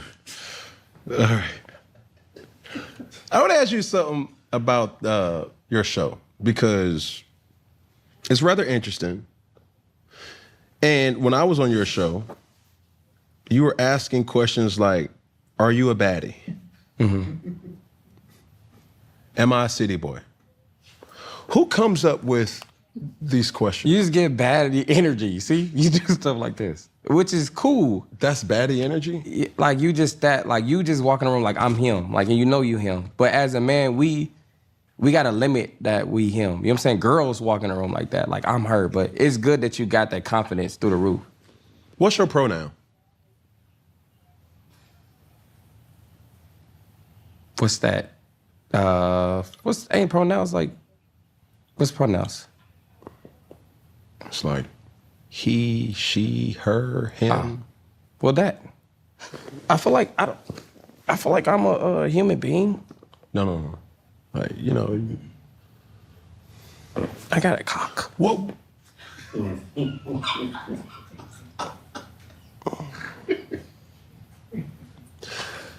Who comes up with how you strategize for your show? Is it all you? Do you have a producer? I'm getting help right now. Shout out to a team. A team is wonderful.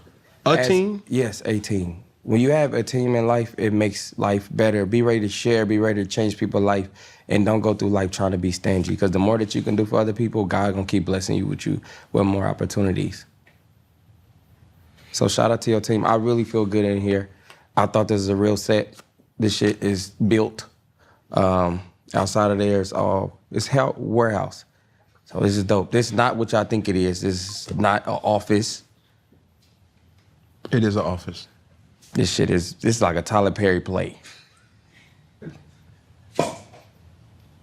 That's a compliment. That is.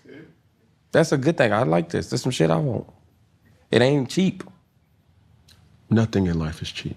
Those shoes wasn't cheap. Cheap is whatever you think it is. Your own definition. Because I feel like everybody rich. Somebody just hit your phone, and I want to know if that was Tiana Taylor. No, she ain't talking to me. If it wasn't? Nah. Okay, put her back. We don't want to. Foot Locker, respectfully. Yeah. Put her back. We want Golden Globe. But you know what's crazy? What I'm trying to learn, when you become a celebrity, do you try to date celebrities? Like, how does that work? Do you try to date people? Like, as men, when you get to that limit, where should we date? When are the men community like, man, do we keep it here? Do we save people? Do we not? Do we get this? Like, what is the conversation for us? You tell me. You more popping than me. You got more followers You've been than more me. famous than me, and you have been in that I spotlight. fell off. You still standing, buddy. I'm sitting down. Well, when you stand up.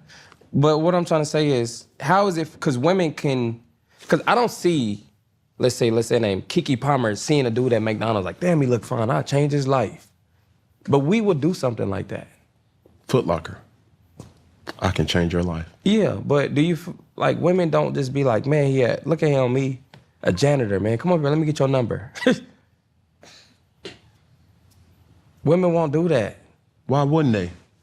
You name one celebrity that, like, Chris Brown put Karrueche on, right? I don't know. I'm telling you. But what woman has you been like, damn, she changed his life?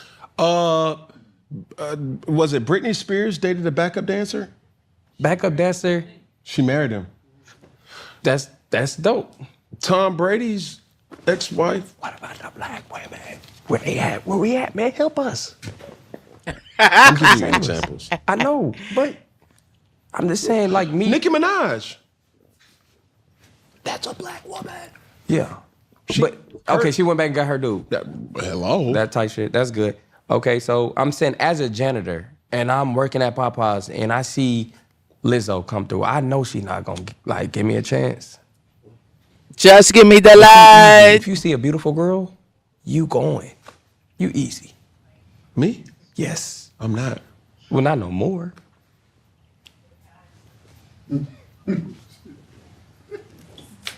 Not no more. Not no more. Because when you first started, boy, I had a girl like, damn, get him in my DMs. And I'm like, were you in there? She's like, yeah, what should I do? I was like, fuck him. Get some money from What's her him. name? I ain't saying all that. This is when you first started. First started what? When you first got drafted.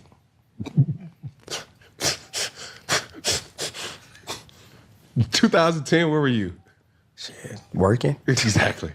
That's a lie. I would not be DMing somebody Where you was in 2015. No, trust me. And when I was in 2010. I'm saying, trust me. There it was no way It was- I it was was a bad- DMing your girl. Of where It wasn't you were. mine. It wasn't mine. She didn't. I was like a brother to her. She's not listening. And she came to me like, Cam trying to DM me, talk to me. You are lying, bro. I'm not. I'm like, give him some of that shit. You give it to a brother. What's her name, bro? I ain't about to say all that. Why You not? know, man. How she look? Describe her. Good. Did she You got- don't like women with fat asses. It was nice. Who don't? You don't. Hers is natural. I love natural. That's exactly. We ain't gonna say no much longer, man. What they say in the hood? You know what that mean? Or you just, Who taught you that? that's in the hood. Where like, shh. Whole time they be the ones telling. All this man want to do is You play, like Steve dog. Harvey a little bit. You your daddy? That's crazy. I'm looking at you like you Steve Harvey a little bit. Or it might be the liquor.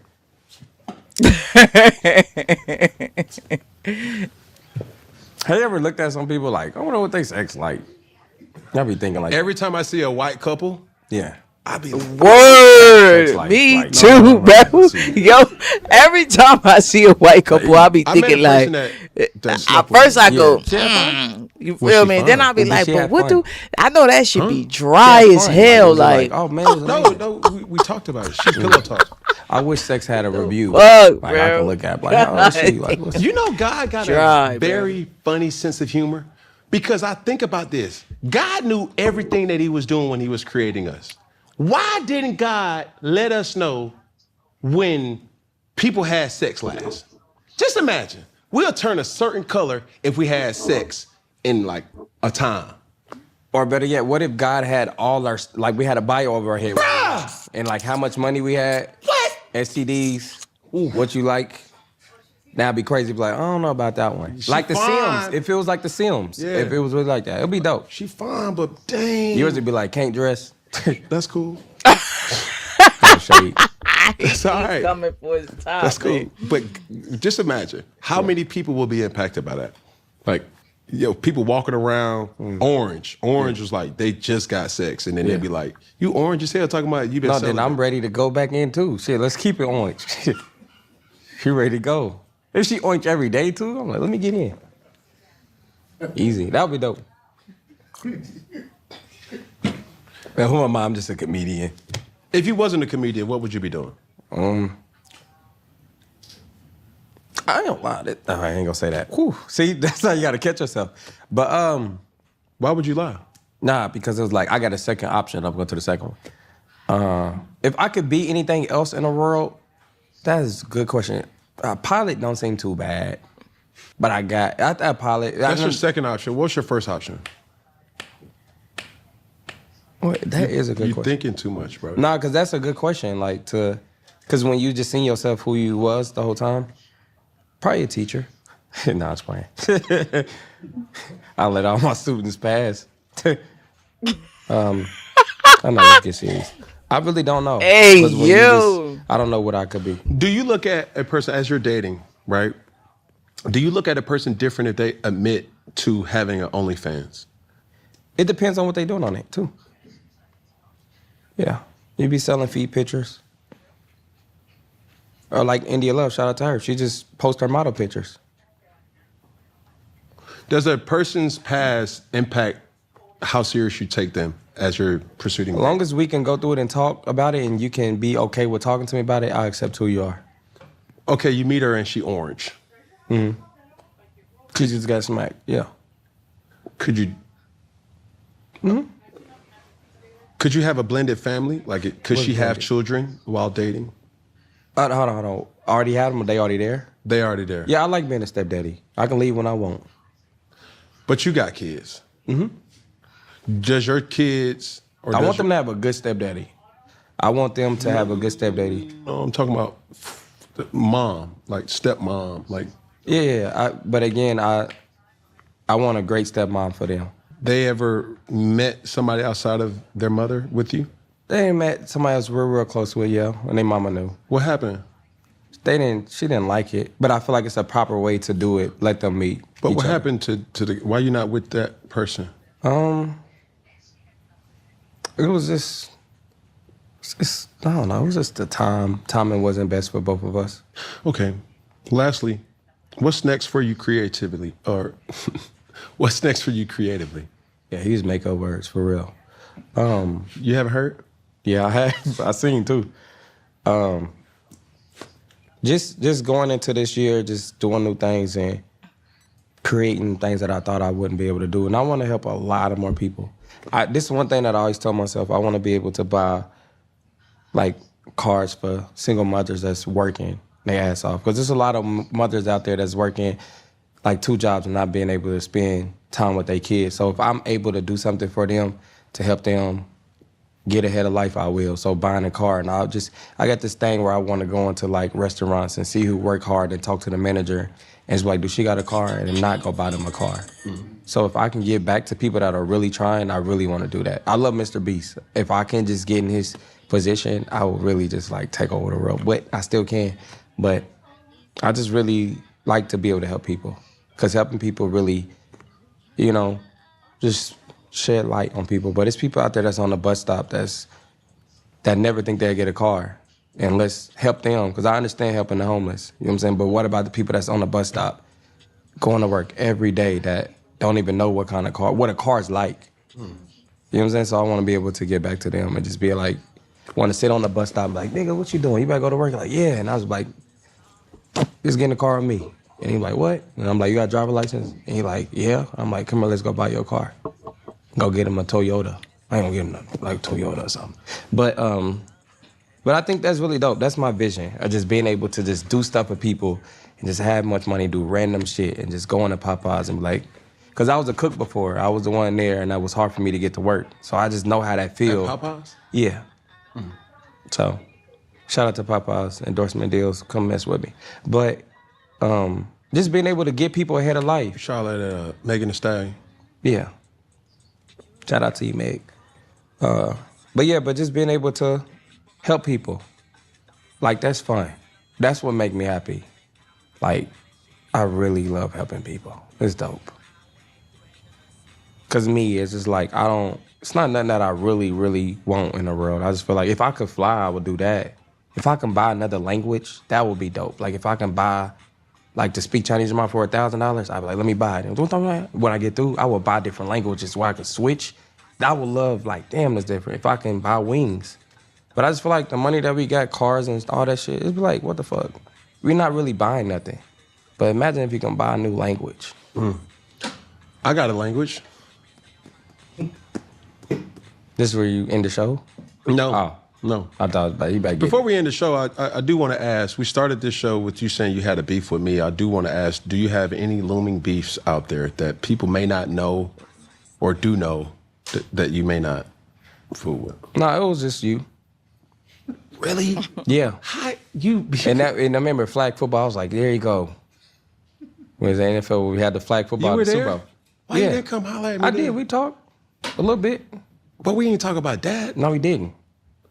Because I said, I'm gonna check that nigga. And I seen you, like, what's up, Ken? I didn't stand on business. Dang. But we here now. Once again, Harvey. You want to join a group with me? Whoa. BAN? What?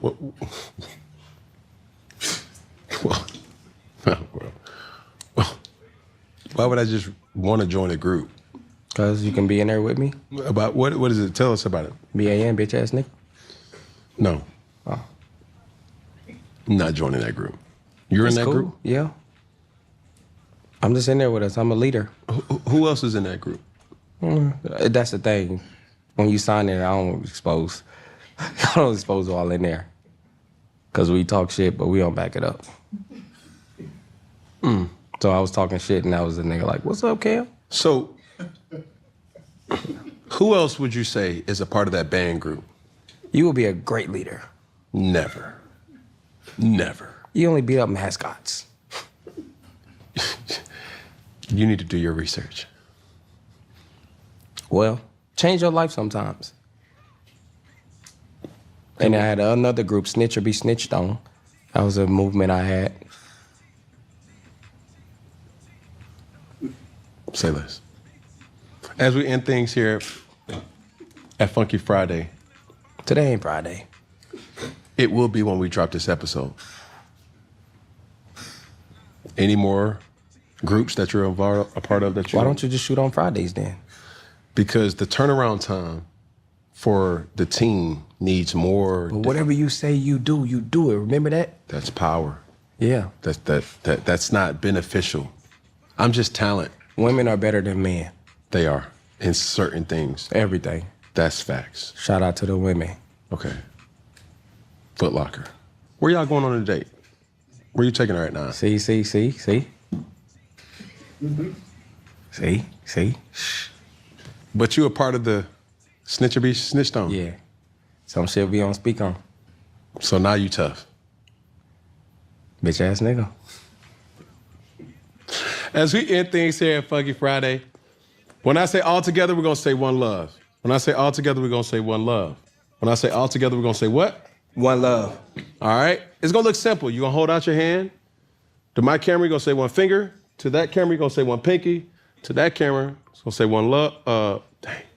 You know? CTE. How old are you again? 36. That's what, you don't look like it. That's dope. I look older or younger? Younger. I can't take no compliment like that from a dude. It'd be like a little sus. No, it's just being able to be comfortable with yourself. That's what I am. I'm extremely comfortable. I am too. When I say all together, we're gonna say what? One. Love. One hand out. Oh, I seen this at an R. Kelly concert.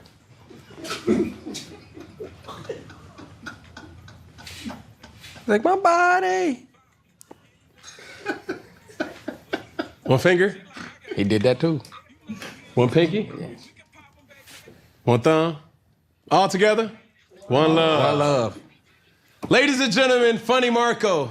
Thank you.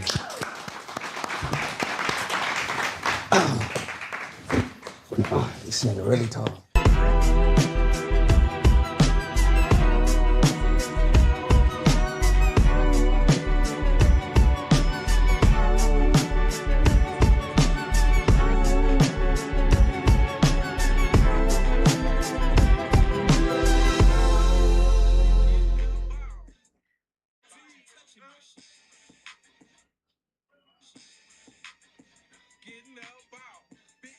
Being in love, you'll accept and see all of the negative traits about a person, all the bad, and you'll still love them through it. A lot of times being in love is scary because you tend to believe that your love can fix somebody or heal somebody or mend the broken parts of somebody. And then you grow to realize it can't.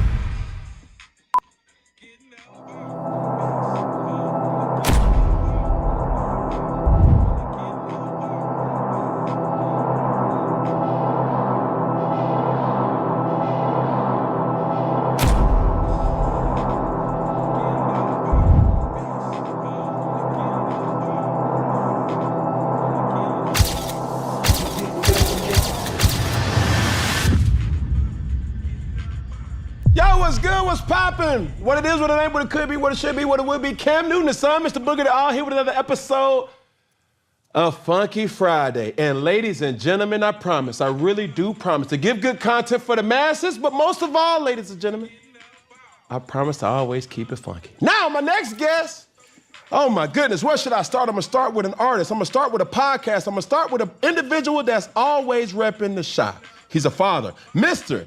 Just want to get this off my chest. The lost lover boy. I present to some and introduce to others.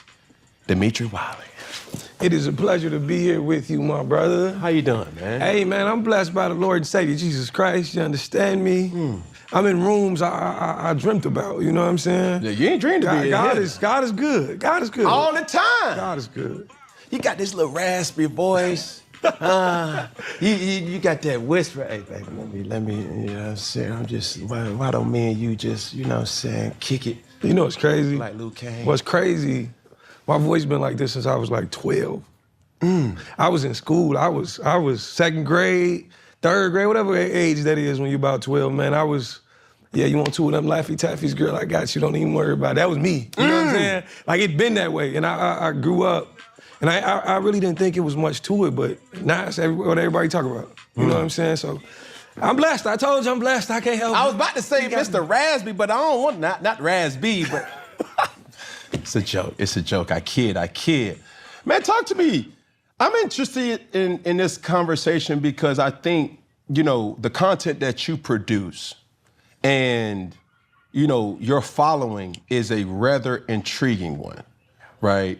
And I think when you talk about the lost lover boy concept, explain that.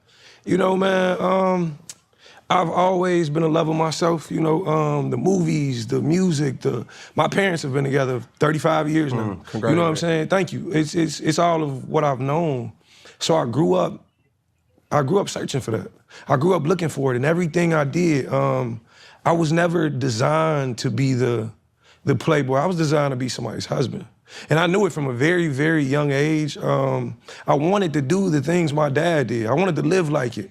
So I grew up, and it just so happened, when I was younger, I thought I knew who was for me. At 13, I was walking out of the park, I just met somebody, and it didn't work out. You know what I'm saying? It didn't work out. Years of thinking this is who was for me, and I'm talking about I was 13. She went away, life separated. Years later, we rekindled, 18. All them years, every woman that crossed my path into my mind, I was like, she coming back. This is the one. I was like, this is what God put me here for, like to love this woman. And I truly thought that. But when it didn't work out, man, to think they say, you want to be funny, tell a joke to God. You want to hear something funny, tell God your plans. And I did. And it was the greatest heartbreak I ever known to date, and it created that lost lover boy. At 13? No, I was grown by that time, but it was created at 13. Like, do you believe love at first sight exists? No. Man, when I tell you I do, when I tell you I walked in, she walked out, time froze. Everything. I didn't care about nothing else, but who is this? I believe in lust at first sight. You think so? I know so. And would lust happen to take over at 13? Because it was not like I was I didn't know too much about, the grown. So I wasn't trying to take her down. I just wanted to love this woman. Let's stay here. Mm-hmm.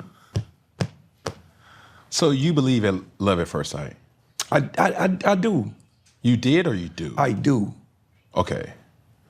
So explain your theories behind giving me logic or merit that backs that. So for me, just how I was designed, I think when people ask me, who am I think I'm just an embodiment of love. Like that, they say live like God, God is love. I give that out in general. But when we talk about a romantic sense, this is where love at first sight comes in. So for me, what overtook me in that moment was a desire to satisfy, to please, and most see conquer. I didn't have a desire to conquer. I wanted to mend. I wanted to help. I wanted to aid. All these things overwhelmed me before I knew this young woman's name. I'm talking about it was deep. It was so deep that every single woman around me was faceless. And I don't know if you've been there, but for my brothers who have been there, you know what I'm talking about. Faceless. Compliments don't hit the same because everything stems from wanting it from this person. We're talking about still love at first sight? Mm-hmm. So you see somebody, mm-hmm, and she's attractive, and every other woman around is faceless? It's not a she's attractive type of thing. It's more of a, that's my wife.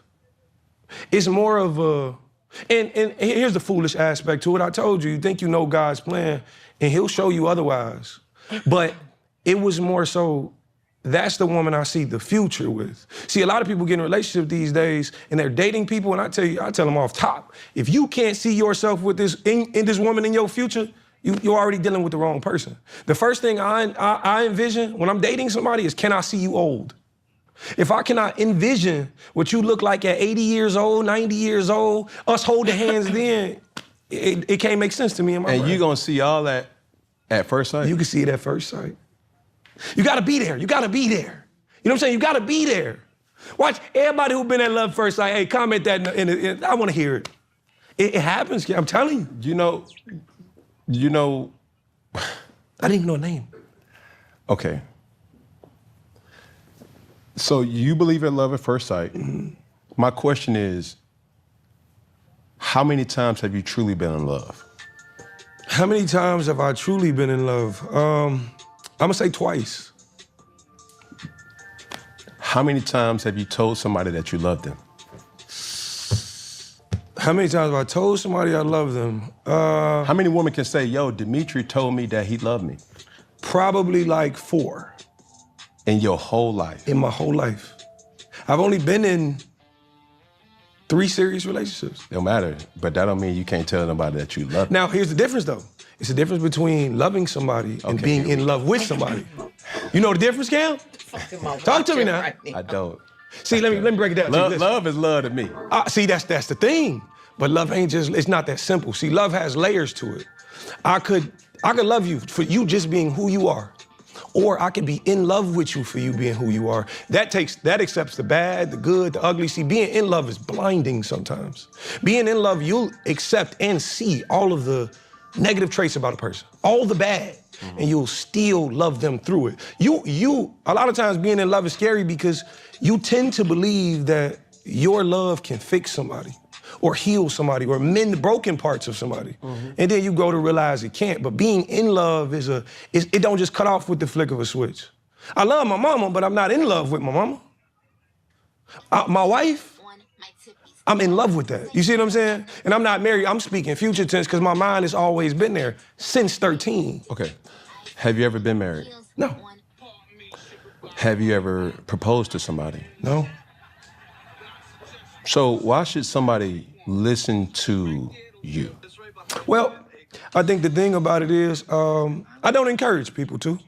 And reason being, because if you're not a lover, you won't understand. And I truly want people to see that the most vulnerable parts of you are the best parts of you.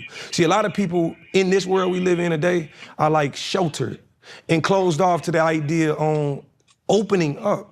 You see, it's hard for men to actually hear that I'm not okay and accept that in. We walk around with it like we're this masculine figure, but a lot of times the person who's going to love you the best is going to accept that quality in you. So when you ask me why should people listen to me, I'm giving out the vulnerability for other people to be able to accept it in.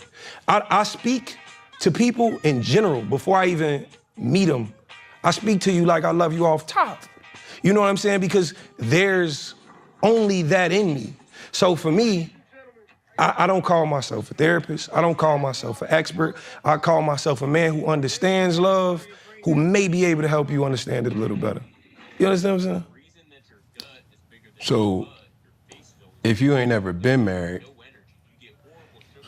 if you loved multiple people, are you with any one of those two? Absolutely. Absolutely. I got a incredible young lady. My name is Caitlin Davis. You know, a lot of people know her as Kate the Great, but an incredible woman. So she's one of those two? She's one of the two. Where's the other one? The other one is actually my child's mother, the 13. Okay. The one I met when I was 13. Okay. So if those two women are in your life right now, how does a person really generalize that what you're saying can actually benefit their lives? Because there's no doubt about, I mean, I've seen your content. I've liked it, didn't comment, but at the same time, I'm like, it's not realistic.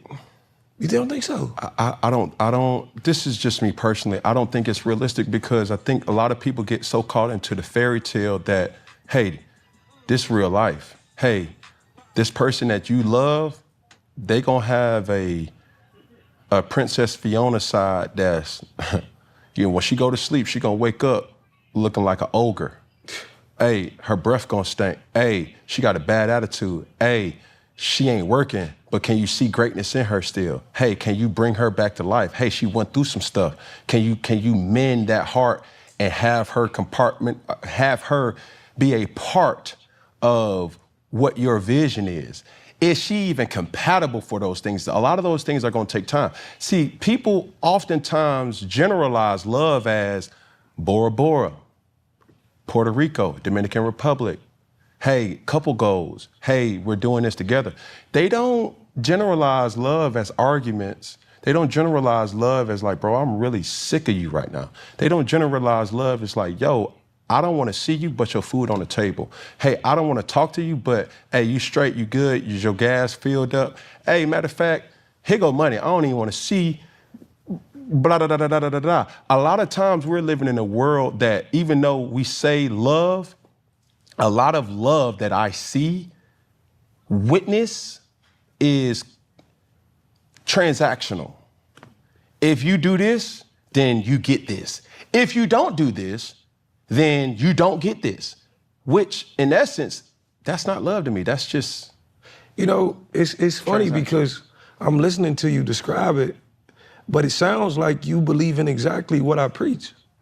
I don't go around telling people that love is the vacations, love is being out of town, love is the gifts, love is the presents.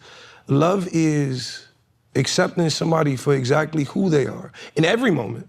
I understand my woman ain't gonna wake up the same way she went to sleep when we went out yesterday to kick it. I understand that. But love is seeing her in essence, before the makeup hits the face, before she put the dress on. Love is, do you love the one who acts a little different when that menstrual hit? Do you love the one who you can deal with when she a little hungry and she not? It's loving every part of her. It's not just loving pieces. See, that's the problem with today's society. You're right. They fall in love with loving the piece social media tells them to love.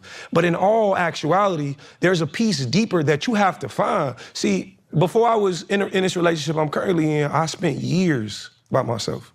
And everybody was like, you give this great advice and you know so much about love, just pick somebody. It's not as simple as picking somebody. It's about finding someone you align with. See, and I'm not even talking about you communicate well with, but somebody we can get in an argument and you can slow it down to say, baby, I just didn't mean it like that. I apologize that hurt your feelings, but those weren't my intentions. You can apologize. See, I love arguments. I'm gonna be honest with you. I love the disagreement because we can align after the fact. And the thing about marriage, everybody does idealize marriage, like everybody. But the thing about it is, to me, marriage is simply a sheet of paper, simply a contract. Everything I will be in this marriage, I've showed you I have the capability to be beforehand. I was already loving you this way. And we talk about what gets done and who spends this, and like you said, things are transactional. But I promise you, Cam, as sure as I sit here today, love is when you don't keep tabs on the transactions. Love is when you forget what you spend. Love is forgetting what you did that last birthday. Love is not holding each other accountable for being human. Like, we're human. We gonna disagree. We gonna not understand each other. I'm not always gonna do what you like. That's why alignment is so important. You know, one of my favorite things about you, Cam, you're yourself everywhere you go. Mm-hmm. Alignment is finding a woman who understands that and accept you. And I know forget what you did on that last birthday, gang. How is it? Do you feel like you're understood in your relationship? Say it one more time. Do you feel understood in your relationship? Absolutely. Do you feel seen in your relationship? And if I don't, I verbalize that and it gets corrected. My point exactly, alignment. And vice versa. Exactly. And the thing about it is, when you have a platform as large as yours and a voice as large as yours and a culture, for sure. Thank you. A lot that you say doesn't resonate to a ton of people because it's not in their alignment. Mm-hmm. Your alignment and what works for your household is completely on you. That's why you being in love with somebody that other people would not be in love. It's easy for your woman to love you because it's you individually, not everybody else. And a lot of times we view everybody else's story online, all these relationships. Did you see the shit that happened with the Desmond and the Christie guy? Did you see that shit? Cam, listen to me. Cam, listen to me, a fall from glory if I tell you one. But the thing about it is, people ask me, they was like, man, I can't wait till you get a woman. You're gonna be all over social media, you're gonna be posting these pictures, y'all gonna be out of town. None of that. Because I'm not doing it for social media. How long you been dating? I've been in a relationship since September. I've been dating the same woman since May, June. So y'all are under a year? Yes. Okay. Oh, okay.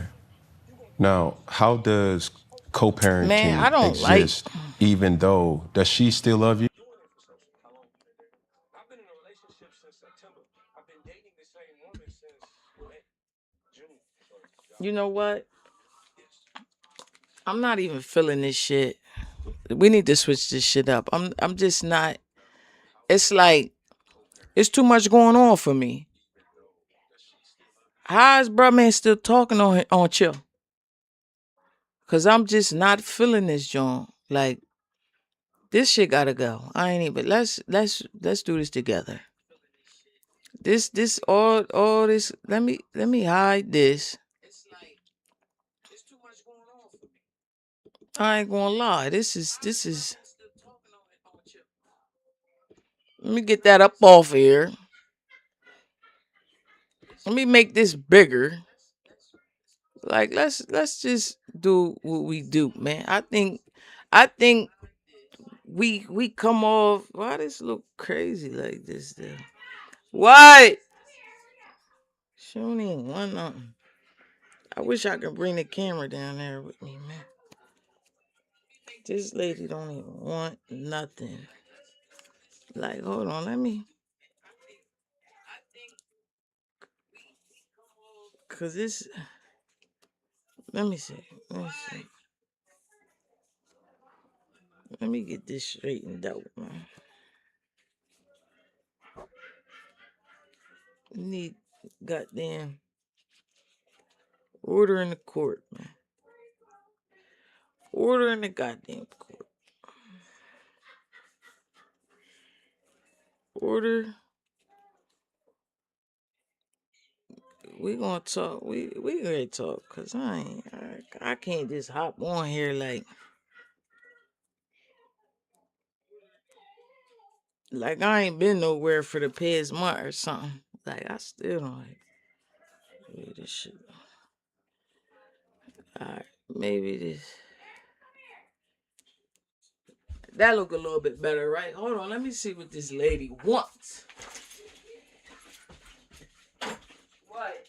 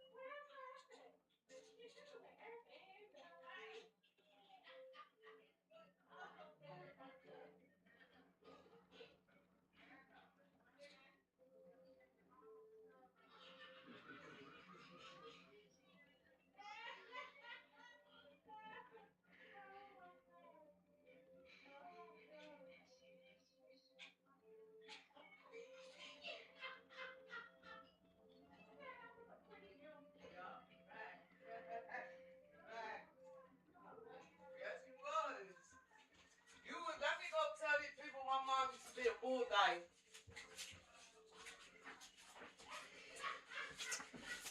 Yo, I just seen a picture. My mom used to be a bulldyke. Damn, we need some. I gotta get set up, y'all. Listen, I gotta set this shit back up for real. I gotta get back on this shit. Cause I ain't been on this shit. I just seen a picture. My mom used to be a bulldyke. Damn, we need some. I gotta get some.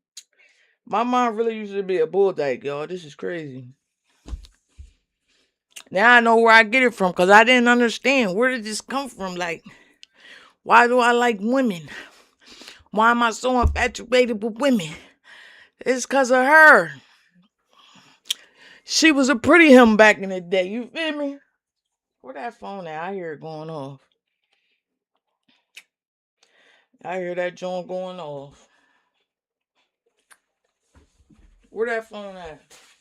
So y'all know I can't find my phone. I ain't been on I ain't been on here in a minute. And we just gonna talk about it for real because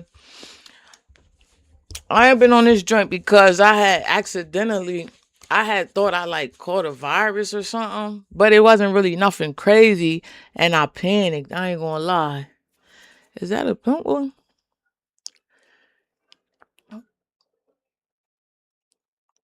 I panicked, y'all, and restarted the whole computer, and from there, um, once I restarted my whole computer, everything deleted.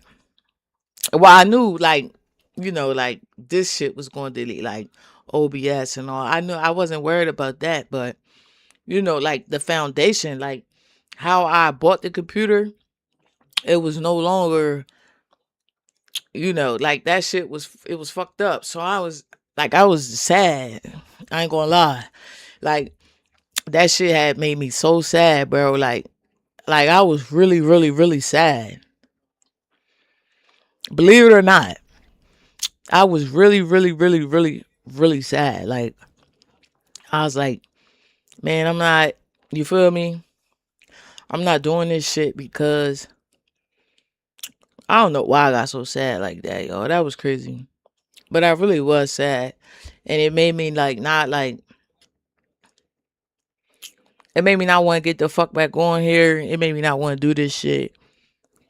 Um, and I already, I don't got no, it ain't like I got a crazy following. It ain't like, you know what I mean? So it was just like, man, fuck it. Like that's how I was feeling. And then, probably like 2 weeks went by and I was like, man, like, let me get back on this shit. But then, work, work happened. And, I was getting stuck at work a lot. And I was like, damn, now this shit gonna be, you know what I mean? Like, I'm really fucking up because now I already been going for a couple of weeks now. You know what I mean? I really can't do what I want to do because I'm at work. Like, so I can't even get on if I wanted to because I ain't near a fucking computer. Like, I'm at work. I'm stuck at work. So, that turned into a month. And, then I finally was like, man, I'm just watching everybody else. And that shit started, like, driving me up a wall. I'm like, man, I gotta get back to this shit. Like, this is what I like to do. Like, you feel what I'm saying? Like, when I have nobody else to talk to, I can come on here and just pop my shit. Like, you feel what I'm saying? And I really don't have nobody to talk to. Like, as far as friends, like, I probably got like 2 or 3 friends that, that I talk to, like, on a daily basis. You feel what I'm saying? But outside of that, you know what I mean? I'm not a nigga to sit on the phone all day. Like, I'm not sitting on the phone all day with my friends. You feel what I'm saying? So it's like, well, if I could sit here by myself, like, you know what I mean? Like, I'm talking, I don't know, I'm talking to whoever. You know what I mean? Like, I could do that. Like, I fuck with this. You feel what I'm saying? So here we are. We're back, and we're on this joint. And I just, you feel me? I got in my own way, and I'm working on that. Like, I'm really working on getting in my own way, man. That's really the only problem. One of the main problems that I have. I get in my own way. Like, I stop myself from doing me, man. I'm such a great person, and then it kills me even more when I am around people and because they're watching me. People from my city are watching me. So when they see me outside, and they know I do this, they know I do that, they see me do this, they see me do that, they see me do this, and then they see me a person be like, yo, you motherfucker, yo, keep going. Everything that you doing, keep doing it. And it just be really, like, that shit really be like, damn, like, other motherfuckers see it, you know what I mean? Like, you know what I'm saying? And, and I thank God that he allows me to see it. Like, cause you know, sometimes it can be people who don't see their greatness, but other people see their greatness. Like, I see my greatness. You feel what I'm saying? And it just so happens other people see my greatness as well. And I'm just like, that's something that I'm so thankful for, because if I didn't see my greatness, I wouldn't be doing this shit. You feel what I'm saying? I wouldn't be doing this shit. Like, and the thing was that I was kind of hiding my greatness from the world, because you know, the environment that I grew up in, like everything that we do, you know what I mean? Like, all niggas do all day is get up and we hustle drugs, and that's the way of life. You feel what I'm saying? And that was it. And it was like, for me, I knew that wasn't it. But I knew since a jit that, like, I'm gonna live that lifestyle that I want to live. I know what kind of life I want to live. You feel what I'm saying? Especially growing up, you know, poor. You feel what I'm saying? Not being able to get all the things that I want. And let me be clear, the things that I want, because my mother and my father made sure that I had what I needed, even though my dad wasn't in the house. You feel what I'm saying? In their own way, my mother and my father made sure I had all the things that I needed, so that I didn't go without the things that you need to survive. You feel what I'm saying? So that's why I'm always going to feel like I'm in debt to them. And whenever this shit do take off, I'm going to feel like I owe them everything. You feel what I'm saying? Or I'm going to do as much as they allow me to do for them, you know, because older people do be stuck in their ways. So it is what it is, but I'm still going to make a way to, you know, do whatever it is that I'm trying to do for them. You know what I'm saying? But, you know, that was another thing that kind of, you know, that started pushing me to, you just get back on here, just do your shit, whatever it is, just do that shit. Like, whatever come to your mind, just do that shit. So this is where I'm at, and this is why I'm back, and this is what's going on. But yeah, I mean, I don't really, I've been at work, like,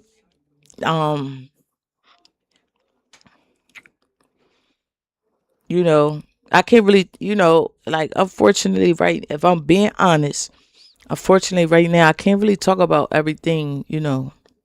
All the things that I want to talk about, I can't really talk about. You know what I'm saying?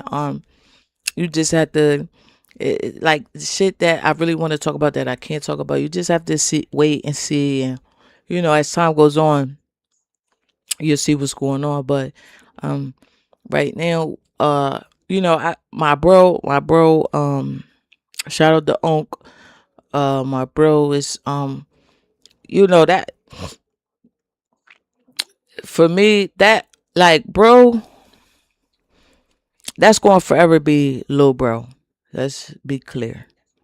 Whatever, you know what I mean? And it's just like, and that's another reason why I'm here today, because bro, like, I'm kind of learning. Well, I mean, you know, you always know, like, you know, like, you know, being as though I am the older one out of us, you know, I always kind of felt like, you know, bro is watching me, bro, you know, bro's on what I'm on, bro's doing what I'm doing. But it really, really, really, it really sunk in, like, in these past couple of months, because, you know, I've been on this streaming shit, like, just watching it. And then, you know, because Brody was in another state, but Brody was tapped in as well. You know, I didn't know, she didn't know. We didn't really talk about this amongst each other. So when Brody came back in town, you know, I'm telling bro, like, yo, you know, like, this what I've been trying to do, like, this what I'm trying to get going. I think we could do it. Like, if we really, you know, we really attack this shit, we can really do this shit. Just me and you, like, we could get this shit rocking. You know what I'm saying? And of course, you know, she bit debate. She like, all right, I'm with it. Like, let's do it. So I'm like, all right, let's do this. Let's go hard. Like, you gotta start streaming. You gotta, you know what I mean? All right. I'm like, and we did come up with a decision. Like, all right, well, let's get one. Since you already got the ball rolling, why don't we just do mine? You feel me? Why don't we just boost my shit up and then we can plug her in later? So I'm like, all right, cool. That's a plan. You feel what I'm saying? We could do it like that. So, but so we doing this thing, we carrying it, and I kept trying to, because I know my schedule. Like, I can't, like, it's hard. Like, y'all, like, if I could really sit and do this more than I do it, I would. But I can't, because I got other obligations that I'm trying to see through right now. So I can't just sit here and do this shit like I would love to. Cause I really, if I was doing this shit full time, I'd be plugged all the way in. Like, you wouldn't be able to get me up from this motherfucker. I ain't gonna lie. This bitch feel like it's choking me. But I'm not able to sit here and really plug into this shit right now. So I'm trying to tell her, like, yo, like, hop on this shit. Like, you know what I mean? Matter of fact, you know what I mean? Just hop on. Just get a vibe. See how you feel about this joint. You feel what I'm saying?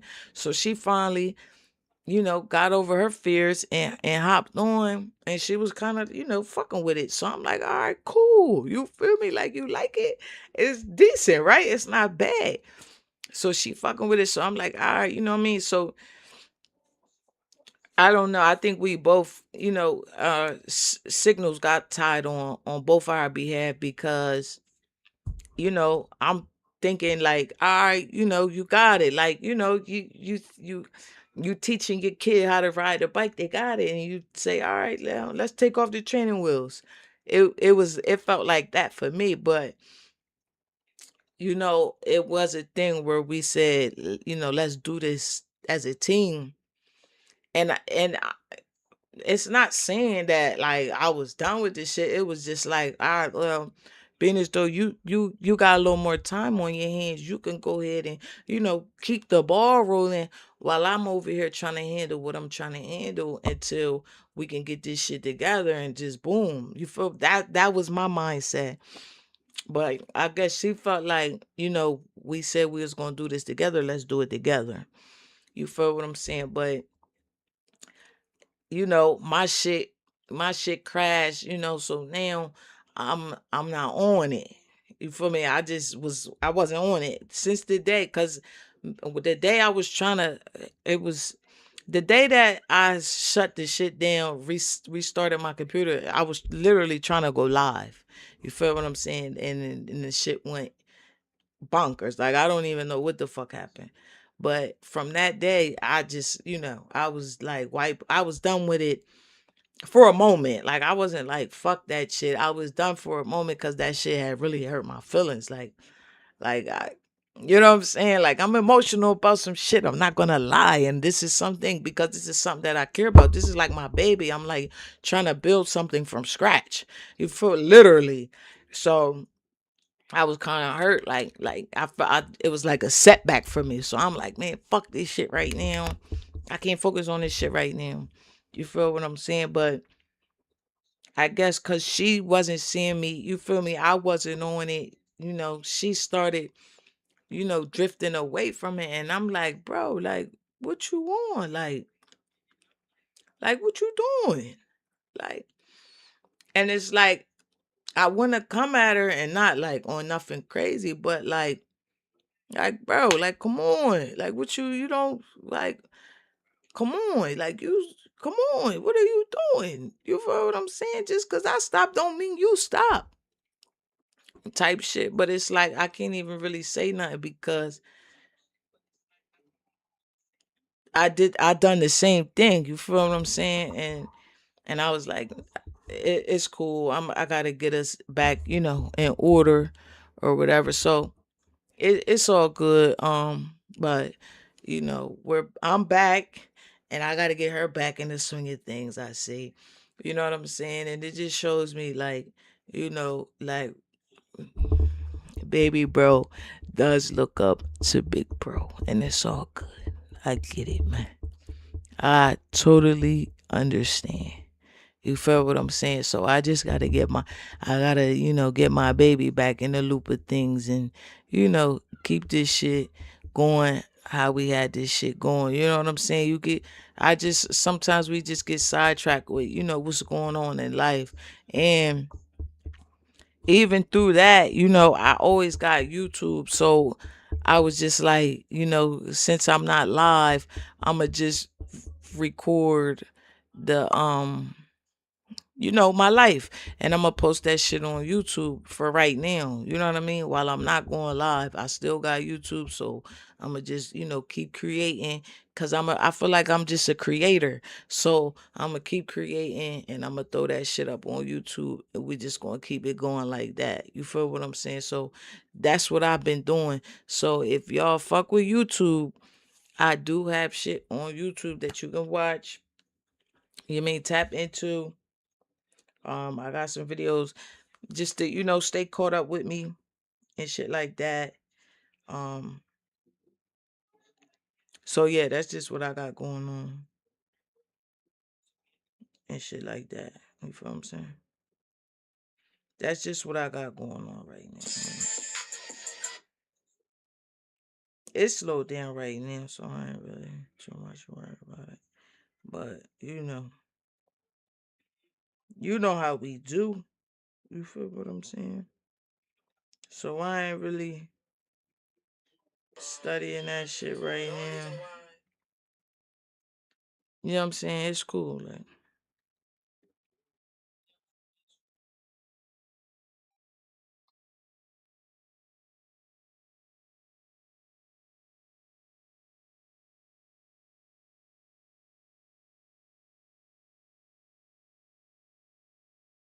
but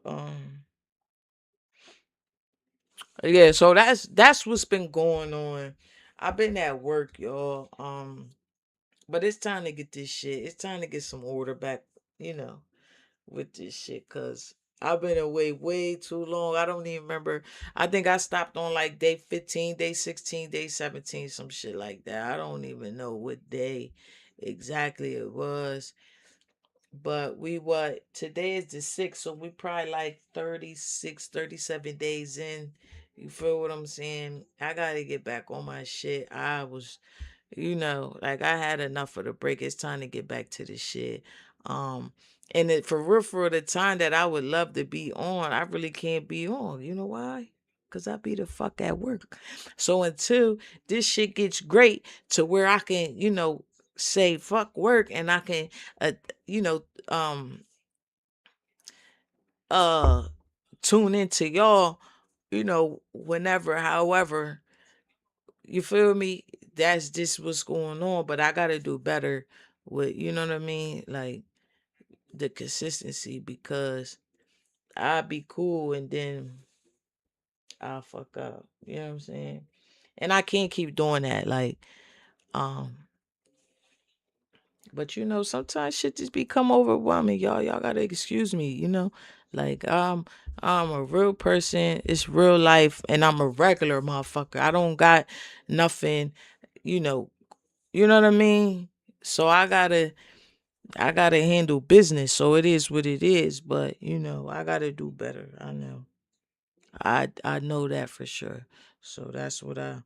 I'm gonna take accountability for not staying down till we come up. It's all good. I get it. You feel what I'm saying? I'm taking accountability on my behalf. It's all good. We going to get this shit worked out. So no need to sweat it. You know what I'm saying? But we're going to get into this shit. You feel what I'm saying? Let's get into some shit that we have been missing. You feel what I'm saying? Let's get into some shit, because this shit is crazy. I ain't gonna lie to you. Like, let's get into it. Like, this whole motherfucking first of all, let's get off of him. Y'all, I know y'all all heard of y'all done all seen this Brorilla shit going on. You feel what I'm saying? Because she's been taking the world by storm. Oh, she I got all these responded. groupies stupid on Facebook. She not obligated. She not. Oh, I got all these groupies stupid on Facebook. She not obligated. She not obligated. What she obligated to do? She motherfucking friend. Y'all got me. Then, bro, they acting like. Then they coming like a mom gave us shit anyway. That was on the airplane getting signed and got it, and you ain't see not one sibling on that. bitch, who the fuck do you think you are? Like this is this like Shorty got shit all fucked up. Like I don't know who the fuck she thinks she is, but hold on, this. And his big ass. Cause she's literally, I feel like she talking out her ass. Like Shorty you talking out your ass, bitch. Like let's be clear, you're talking out of your ass. All right, now with that, we're going to go through this shit. And we're going to try to get the backstory to the best of our ability. We're going to figure this out. Cause Shorty is tripping. I'm not going to lie. Shorty's out of her mind. First, cause you just hear I just hear Glow Sister is on, all over the internet going crazy, talking shit on Glow, and and you can I feel like you could tell Glow, she's like a very humble, down to earth person. So if her sister on the internet, trying to calling herself airing out Glow, like you on all dog shit, mud, like, and we not having that. And then you got a brother and a sister that, they came for Brorilla, try to a little bit of straightening, because she's on here tripping, like, and you could tell, like, why are you trying to air your sister out, bro? What you want for real? They said Shorty tried to, Shorty pulled the gun out on Glow and all this goofy shit, but we gonna get to the bottom. We gonna really figure this shit out. We're gonna really see what the fuck going on. And, I'm going to give my opinion on what the fuck going on. I ain't gonna lie. So this is just the beginning, but we gotta dive into it, man. We gotta see what's really up, like what she really got going. And his big ass probably got something to do with it too. Tell that big ass I want him too. Hey yo, AUC, what's good? It's All Urban Central, and we gotta talk because the situation between Glorilla and her sister Scarface. Oh, okay. So her nickname's Scarf. Do me a favor Okay. before you watch this video, please go subscribe to my other booming channels, and especially my AI channel. The AI channel is crazy. Appreciate you. Let's With the new start with All right. So let's see. What's up. with just your grievance that you feel that your sister has an obligation to share the wealth. Hey, yeah, she got an obligation to share the wealth. We sat here, we struggled together. Took baths and balls of water, rest, roaches, all that. Yeah, she obligated. Is them friends obligated? She doing everything for them. So yeah, I feel like I'm obligated. First of all, I'm gonna stop you right there, because let's be clear. Because I feel like y'all come from the same background that I come from. You feel what I'm saying? We grew up less than. You know what I mean? So first things first. Family is not always family. Sometimes you got friends that are more thorough than your actual family. Because sometimes your friends understand you better than your own family. You feel what I'm saying? Because sometimes that's besides the point. But what I'm saying is, your friends can sometimes show more loyalty than your own blood. And that's just what it is. You know what I'm saying? It don't matter. In fact, it don't even matter what background you come from. You feel what I'm saying? Sometimes your friends just show more motherfucking loyalty than your goddamn siblings, than your goddamn blood. Period. You feel what I'm saying? So that's just that on that. But let me see what she talking about. Cause she sound very green from jump. Obligated. What is it you think she's not doing for the family? What is the... you're making it sound like there's a real financial hardship. Describe what you're talking about. She's not doing nothing. Nothing. Nothing. She's not doing nothing for family. At all. She do little oohs and ahs for our parents or whatever, but barely nothing because my mama still clocking the clock at FedEx. No, she don't want to work. Gloria got y'all believing this fake ass, imaginary ass thing where she retired them. No, she... Hold on. Do her mom still work? Is this true? Oh, we gotta figure this out. I don't know, because I'm not a part of their circle. But is she like Glow? Your mama still working? Like your mom still working? Glow, you've been doing this for some years now. I don't want to believe that you got your mama still out here working. And then at FedEx, I hope she's working at FedEx because she likes to work. Like she can't just sit around and do nothing. I hope that's the case and not because she gotta work. You feel what I'm saying? She did not. My dad retired because his time was up. She supposed to have retired my mama, but she didn't. My mama still clocking the clock at FedEx. Why does she owe it to you to support you and to support the family beyond what she wants to do? It's her money, right? Because don't go on no interviews, talk about our struggle. You want to do that. That's not... That Glorilla can talk about whatever the fuck she want to talk about that happened in her life. Bitch, like, what makes you think that this girl can't talk about something that she went through? She went through it. She can talk about it. That's her life experiences. That's what she went through. If she wants to express that to the world, let her do what the fuck she want to do. That's her shit. You feel what I'm saying? Like, what are you talking about, little lady? You little lady? Like, what do you mean she can't talk about? Like, what are you saying right now? You don't even make sense, bro. That's just like my brother saying, Erica, you can't tell that, mom used to make us corn and rice, as dinner sometimes. Like, bitch, I ate it. That's what I went through that. So I can do that if I want to. You can't tell me what to do. Bitch, I'm grown. I do what I want. I can tell what I want. If it's my experience, if I went through that, I can talk about it. What are you saying? She can't tell our struggles.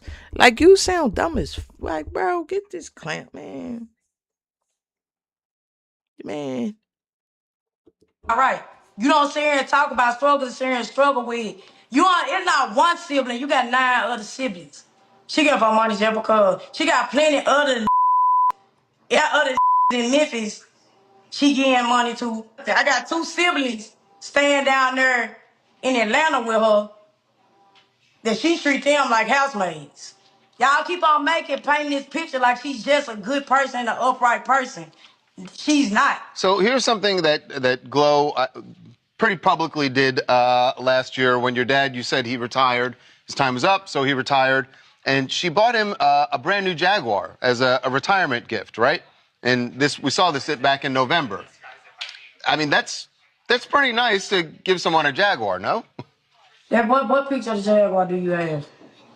I just know it's a white Jaguar.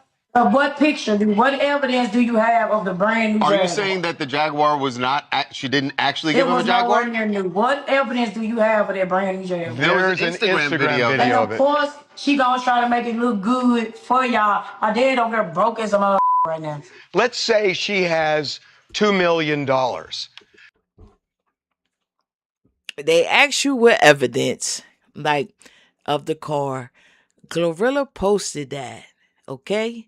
So then they say, it's on Instagram, and she goes to, my dad broke as a motherfucker, though. Now, what do her buying your father, your dad, a Jaguar have to do with him not having no money in his pocket? If he retired, that motherfucker gets a check.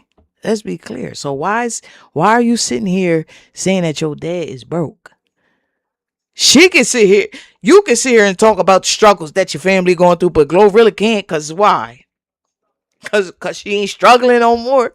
Like, make it like, come on, you contradicting your words already, bro. Relax.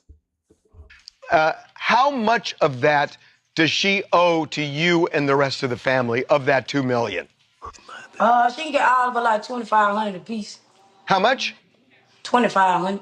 25. Like how for? That's it? Just 2,500 flat, or is that a? $2,500 flip.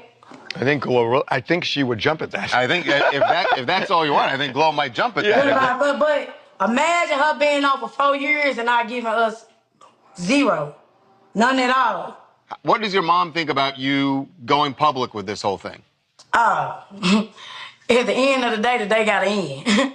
I don't give a So what do you have it, man? This lady, man, boy, guy, I don't know. Glorilla's sister just don't stop, man. She is. That's your dad. You said you want to stop crying, Dad. Daddy, come on. Not the boy down crying. Come on. He said he want him a jag. He got him a jag. Bull down.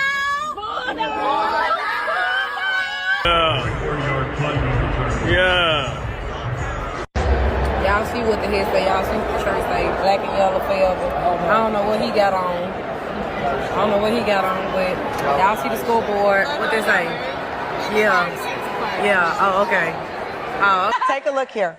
Okay. I'm the father of Glorilla, otherwise known as my baby, Gloria Woods. I am very proud of my daughter. She has risen from humble beginning to going to the White House. I am extremely proud of Gloria, and may she have many, many more days of success.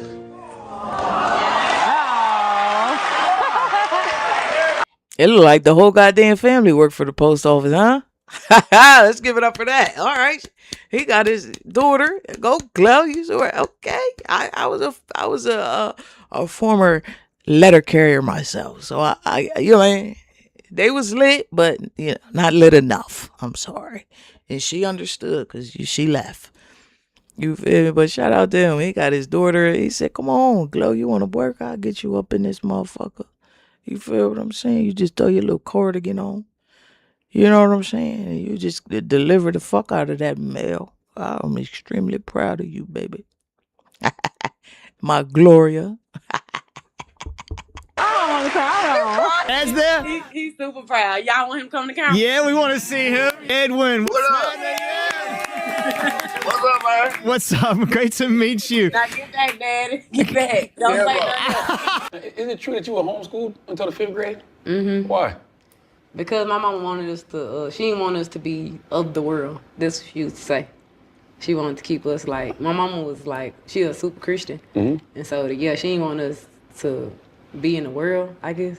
A super Christian? Yeah. What's the difference between a regular Christian and a super like Christian? my mama, my mama go to church as many times the church open, my mama there.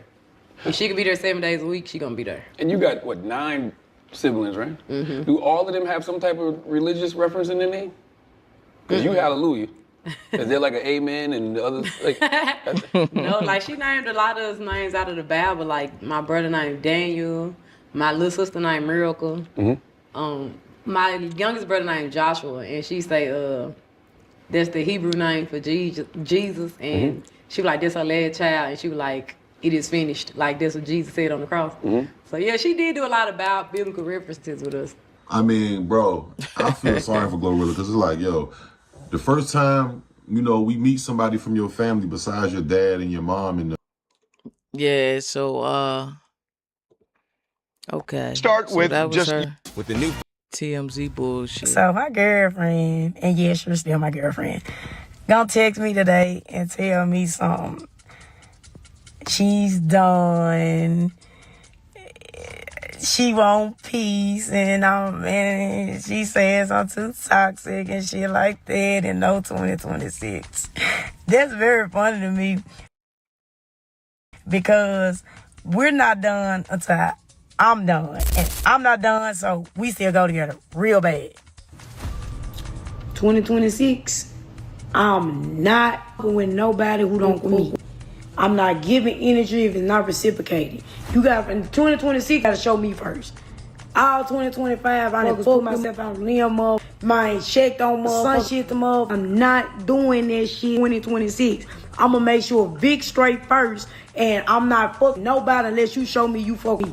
It's no longer me motherfuckers first. Cause motherfuckers, I'll check up on the motherfucker. Motherfucker don't even, bruh, give half of the energy you get in. Friends, family, relationships, all this shit. I'm not doing that 2026. Powder? Come on, powder, man. I just sit up here and told you I took a Percocet. I just sit up here and told you I'm on my third pill. I just sit up here and told you I'm smoking weed back to back. Drinking liquor. I just told you. And you still Yo, you rocking with Blog Num TV? Because we're not done until I'm done. And I'm not done, so we still go together. Good. Now we got Glorilla and we got Glorilla's sister, Brorilla. You know what I'm saying? Now that's what they call her on the internet, Brorilla. So Glorilla and her sister, you know what I'm saying? They been having a back and forth, and it's really just been her sister going off, and her sister been blowing up, I should say. Yeah, so all on Facebook, all on Instagram, you know what I'm saying, TikTok, you know, her sister been going viral, you know, but I just want to do a deep dive, and I want to do a deep, you know, talk about discussion who was her sister. Now her sister Facebook name is Scarface Woods, you know, and she's from Memphis also. Now this whole feud. So today we, brother, you know, a song. This hoe wanted to be a rapper. What is she mad? Cause Glow said she wasn't gonna put her on. Is this what's going on? Share plate, share shoes, share heat. You was first up, cap and gown, gold teeth. Said I'm gonna change it all. Phone go dead, numbers. Front porch crying, we held you down. Now you look through us, you eating good like you ain't come from us. You made it out the hood, now you act brand new like you ain't all the ones that believed in you. You say you free, but to me that's fake. Cause you don't leave your blood on an empty plate. Yo! I'ma still work back, hurt bad knees. Yo. Nights soft, kids cold, we boiling that sink. We the ones that watch while you turn me page. Coulda sent rent, coulda helped one child. You ain't gotta say the word, just throw back a lifeline. You us, you eating good. No, say it ain't so, bro. Is that really her? Is that really her? Before you watch the video, please. This Oh.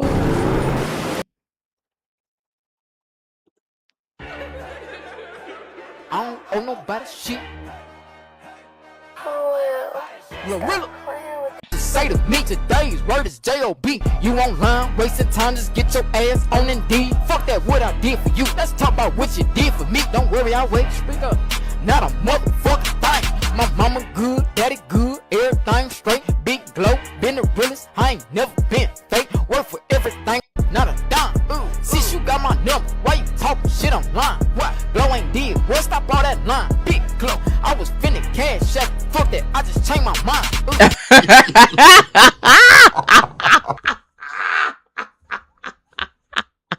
Stop playing with Big Glow, man. Yo. Hey, yo. Why are they out here? Did she respond? Oh man, this Glorilla situation is going more viral than money.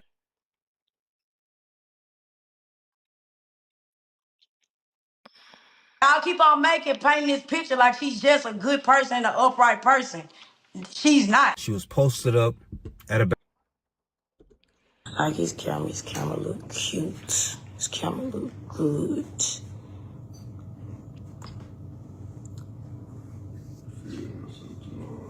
Who house they at? I realized that. First things first. Oh. I'm trying to make sure that motherfuckers still up. Oh, God. What's she looking for? A roach? Is she picking the roach out of this goddamn? Is this look like a candle top? Is baby girl picking the roach? Is she looking for? Is she scavenger? Hold on, let me see. But I'm saying, yeah, no, don't. It's fine. The camera's here and we watching you. What are you doing? Pick it back up. I want to see it over the table. no, you cons want to share shit talking about a motherfucker begging. So you want to keep on going in it? We gonna keep on going in it. Fuck. Yeah. You gonna share some shit talking about something with a motherfucker begging. You find that shit funny, don't you? Cause you ain't fucking with your folks. And these lame ass motherfuckers cons the egg you want to make you feel like it's right. But you sharing shit at 3 o'clock in the morning. It's 3, and I want to go laugh at 3 o'clock in the morning. Cause you know if you gonna laugh, you ain't gonna have facts. Fuck. This girl's simple. I'm talking about you use her for clout. You use her for clout. Glorilla Nation. I don't give a fuck what y'all think. Fuck. Look, she cons on this whole sharing shit though. So you asking for fuel to the fire. Why you share that? Why you share that? Why did you share that? Who shared it? That's not funny. Why did you share that? Why did you do that, Gloria? You think that shit cool, don't it?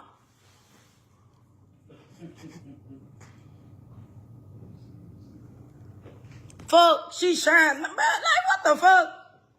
But then, That you shit. all in my views. That shit eating her up because Glow is reposting shit about her, but you can't get to her. You can't call her and say, sis, da da da da da. That's really what this is about. I guarantee you. Like, you can't get to her when you want to get to her. Like, this girl, she got shit going on, bro. You would never understand that because you ain't never had shit going on. Except running circles in the muck. So you don't understand. You was all in my views about a month ago. Do I need to put that on her? Huh? But you sharing shit thinking shit funny. Bitch, you look like a clown on social media. No, she don't. Fuck. No, she don't. You do. A big ass clown. You do, baby. You do, bro. Bro, really, you do. I ain't gonna lie. I don't hear sharing shit, thinking shit funny. And you know goddamn well that text message you put on there was not of our mama. You know she working that fat ass. Then when she become millionaire, she gonna bless you. How the fuck she gonna bless you and you barely fucking with her? You know that message was fake. And I'ma keep going live. Send Illuminati, bitch. I'ma keep doing it. They said what? I don't give a fuck, and I'ma keep going outside. Well, bitch, get off the live then, hoe. You don't want to keep on hearing about it, get off the fucking live. Get no fuck. Get the fuck off my shit. But y'all want to sit here and see her share shit, trying to talk about motherfucker begging her. Whole motherfucker shouldn't have to ask you for shit. Talking about motherfucker, I knew I was losing you when I used it. Fucking y'all think that shit cool. She not obligated. And for that Memphis media bitch, ho, you did that shit to start shit while you want to sit here and go live. I ain't even know who the fuck was behind Memphis media. Fuck, you just want to go live and get some motherfucking clout, bro. Y'all cons want to sit here and say I'm using this bitch for clout. That's all I'm hearing. Okay, I got 45K views off of them. And y'all wanted to know any motherfucking way what was going on. Nah, I got followers. Y'all want to know any motherfucking way. Fuck, y'all ain't gonna sit here and tell me that Glory Cons having these motherfucking interviews and talking about 10 siblings, y'all didn't want to know who the 10 siblings was. while she comes and sharing shit on motherfucker at 3 o'clock in the morning. We don't give a fuck. We don't give a fuck. I promise you, if I didn't have to get on here, I wouldn't give a fuck. I 1,000% guarantee you. It slid across my table. So here we are, looking at your nut ass. Mad. Brorilla. We looking at you. Mad. Like you're upset. You tight. For real. You tight. And I don't, a motherfucker like you, I don't really be having no rap for if I'm keeping it all the way a stack. I don't get into this type of shit, but you know, we're here. So, you know, this is what's going on. So, this is what's going on. But a motherfucker like you, a nigga like me, I be rapped out, not gonna lie. I'm not. Sitting here listening to you just scrambling and yelling and hooting and hollering about your motherfucking sister because she told you no when you asked her for some paper, because I can almost guarantee you this what the fuck it is. You feel me? I can almost guarantee you this what's going on. But you know, you got motherfuckers like this who be in a bag because they sister, like, because they sibling made it.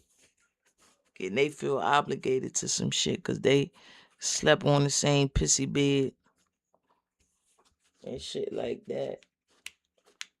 I'm gonna be honest, I don't know how I would feel if, well, first of all, if I can, I mean, I ain't gonna lie, if I was, we don't, in all actuality, we don't know what Glow shit looking like, but if I had, if my funds was looking right to, give my brother some paper, and thank God I don't have a lot of siblings. You feel what I'm saying? Because that's probably be another way that Glow is looking at it. Like if I gotta give for one, I'm gonna have to do for all of them, and that's a lot to do for. You feel what I'm saying? But 10 grand a piece to 9 siblings, that's what, 90 grand? That's you know what I'm saying? And that's only 10 grand. That's 100 grand for all of them. And then you got the mom and the dad. Like, Jesus, hallelujah.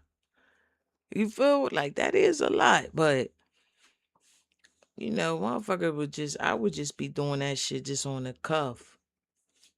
Cause those my siblings, like, and then I don't see, ain't no bad blood. Like, I done seen something, that's what I Sharing gotta shit. look for. But you know, why you gonna laugh? Because she want to share shit at 3 o'clock in the morning? Like, we gonna go laugh at 3 o'clock in the morning. Oh, I'm forever on your ass now. You had 4 years. Why you sitting here, you going live talking shit, and then you sitting stalking her page to see if she say anything back to you or if she were posting shit about you? Like, come on. This is what you want. You're asking for this, so, well, I don't get it. I don't get this shit, bro. I ain't gonna lie. I don't know if I'm too old for this, because it's not even that I'm too old for this, because I was never into this when I was younger. You feel what I'm saying? So, Years to catch up. 4 years. 4 years. She not obligated, and the Glory not obligated. All right. Keep thinking it. Matter of fact. Why I can't even think like that. Like, I don't even have to.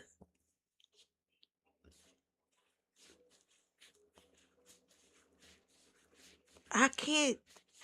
I'm not sitting here feeling like motherfucker obligated to owe me anything, bro. I don't understand her point of view. I can't. I don't understand it. This is what got me so, like, in a disarray. Like, I just don't understand where she coming from. Like, why you feel so obligated to this lady shit?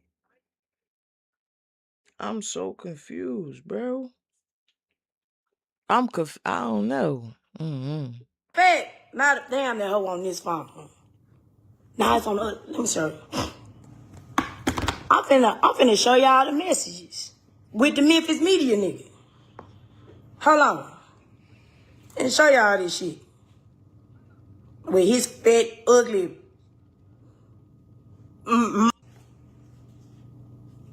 Fuck.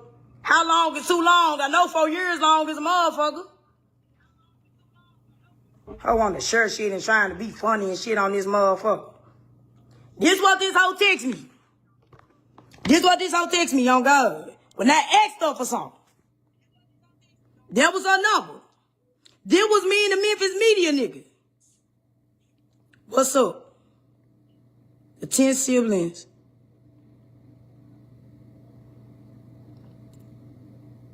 She said, ain't this you? Tried to call her twice. This is you.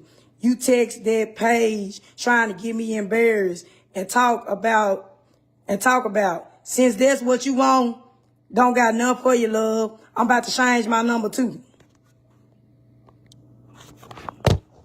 Yeah, that's what the fuck happened, bitch.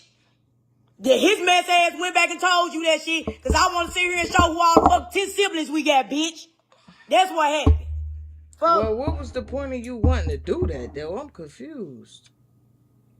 And he went back, talking about he fucked with Rambo gay ass, and he went back and showed you the shit. Hold on, y'all, cause talking about you finna change your number too. Y'all motherfuckers talking about some reach out to her, talk to her. This shit, bro. A motherfucker. When you sat there and fucking hit, bro, it was supposed to be like we all hit. I don't give a fuck about what y'all saying, what y'all sharing. She owe all of us that shit because we struggle together. Whether y'all like it or not. So all this shit y'all sharing on Facebook, talking about she not obligated, you need to go to work and shit like that. It's cool if I go to work. But your friends need to be going to work too. How you know they don't work for her? Then stop using that narrative talking about she was homeless. That girl was not homeless. She gonna do what the fuck she want to do underneath our parents' roof. And she went and stayed with friends. That's just the same reason why I'm over my folks' house. Cause I want to do what I want, I can't do what I want to do underneath our parents' roof. While she sharing shit on Facebook trying to be funny. But why you mad though?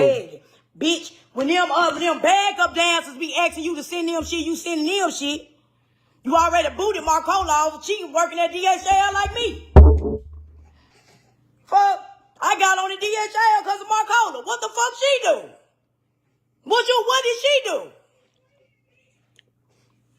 Yeah, this bitch outrageous. Shit. What? I'm trying to figure out. I got on the DHL because I inboxed Marcola. Marcola working now. I ain't mind. What the fuck what the hell did she do? I ain't say that shit. I ain't mind. You said her? I ain't no motherfucking sidekick. I ain't in the bed. Fuck. This old con I'm talking about. Then this girl. It's bro. Stop. Look. Y'all stop fucking texting my phone. Stop trying to calm me down. Stop doing that shit. Cause this bitch want to come. This bitch just shared this shit 10 minutes ago. Ho, get on the live. Go live. If you don't want to get on my live, go live. Speak your truth. That fake ass affidavit, you got motherfuckers sitting this whole sharing and shit. Speak your truth. Cause you know you can't speak no truth, bro. And guess what? If me going live and exposing her the way I do, gonna make her fuck with my other siblings, I'm happy for that. I'm happy for that. At least you gonna be fucking with someone that ain't go live. Fuck with them.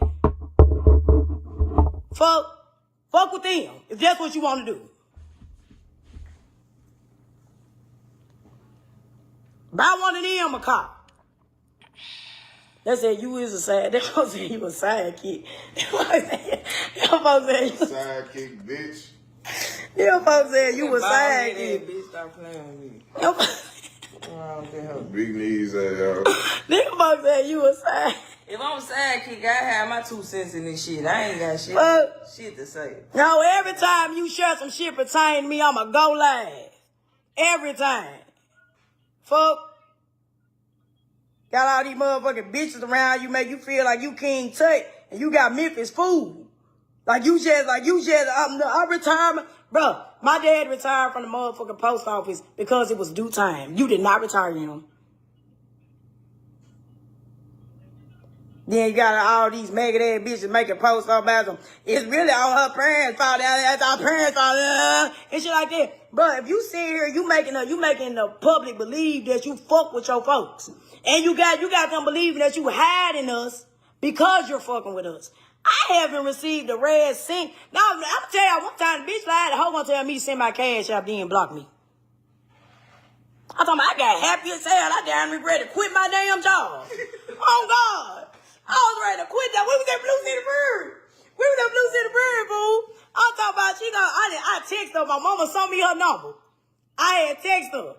I was gonna say, send the cash out. I'm like, man, fuck this damn job. Let the supervisor say anything to me. I'm at this motherfucker. And the bitch blocked me. But her feelings is hurt.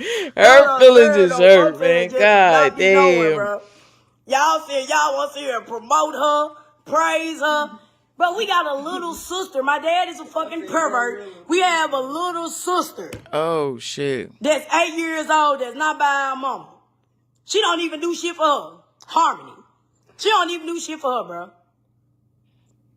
What did Harmony do to you? Oh, well, since you put it like that, what you do to her? What you do to her, bro? What you do to her, bro? Yeah, let me go check this, cause you just doing a bunch of ranting and, you know, you rambling right now. What's that, John? What they said she did? She pulled a gun out on her.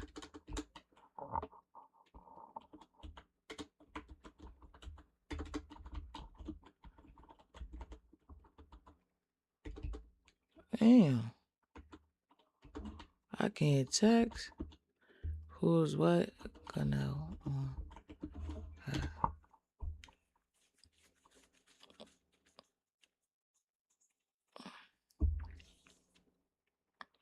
Is this for real?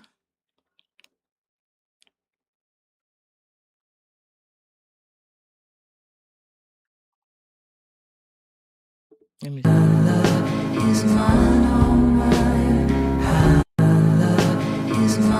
Is this real? Let's say she has $2 million. How much of that does she owe to you and the rest of the family of that $2 million? She can get all of her like $2,500 a piece. How much? $2,500. 25, like how for? That's it, just 2,500 flat, or is that a? 2,500 flat. I think she would jump at that. I think if that's all you want, I think Glow might jump. God damn, this girl. You. That other in Memphis, she getting money. That other in Memphis, she getting money too. She bought him a brand new Jaguar as a retirement gift, right? And we saw this back in November. Yeah, what picture of the Jaguar do you have? I just know it's a white Jaguar. What evidence do you have of the brand new Jaguar? Are you saying that the Jaguar was not? She didn't actually get. What evidence?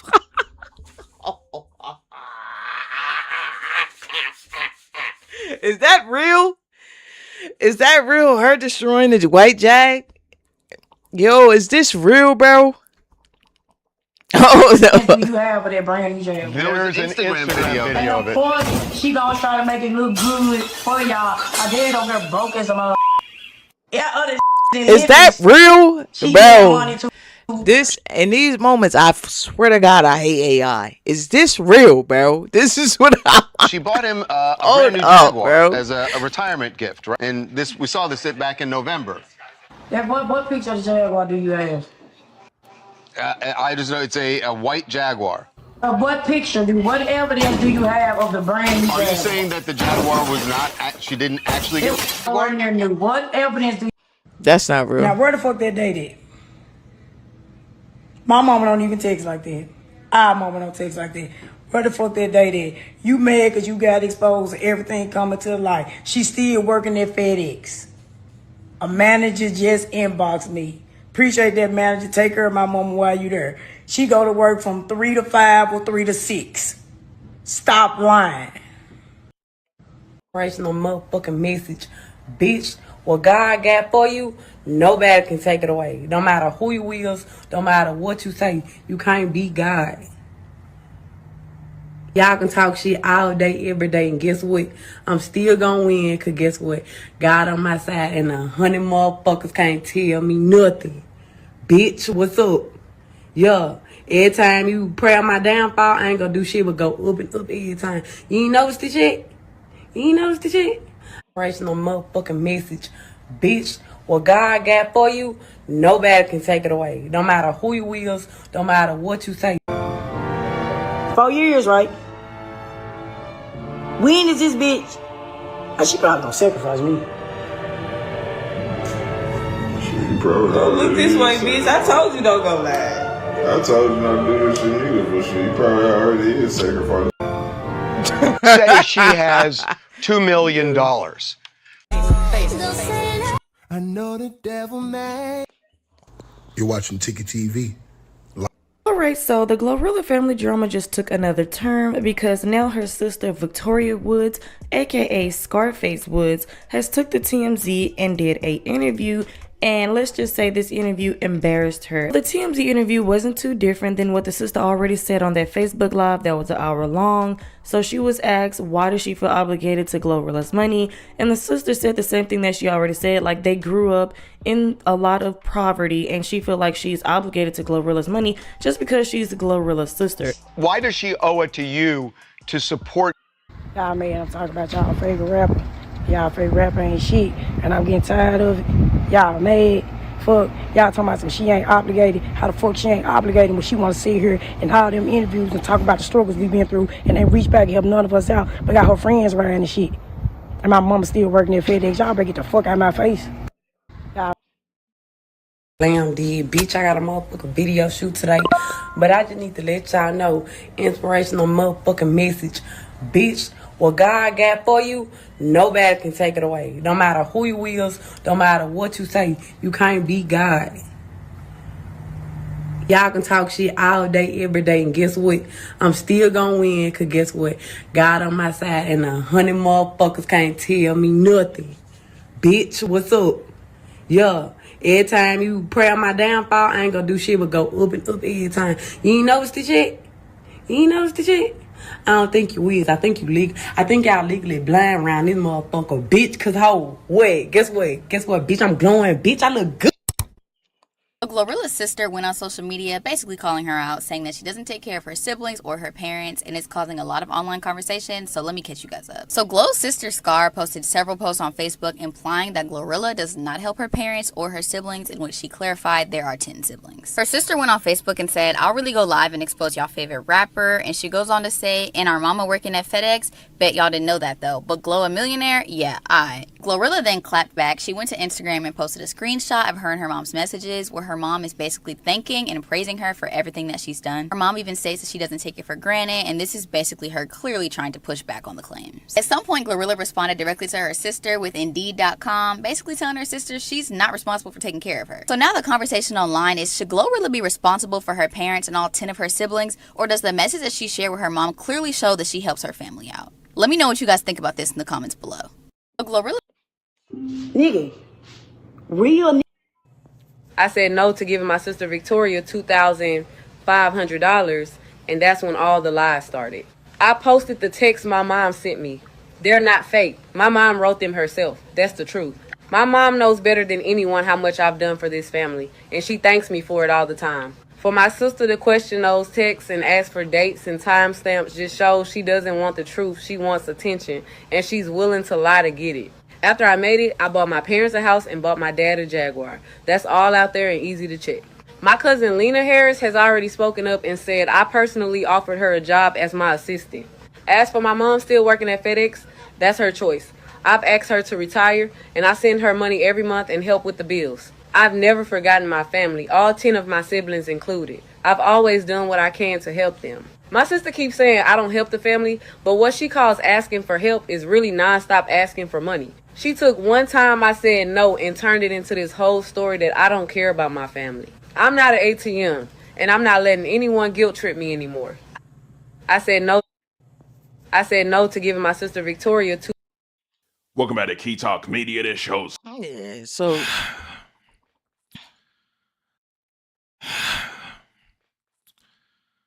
I don't know what it is, bro. Every other day, a rapper is getting exposed for allegedly treating their family bad and leaving them alone. It's like the same ish, just a different city.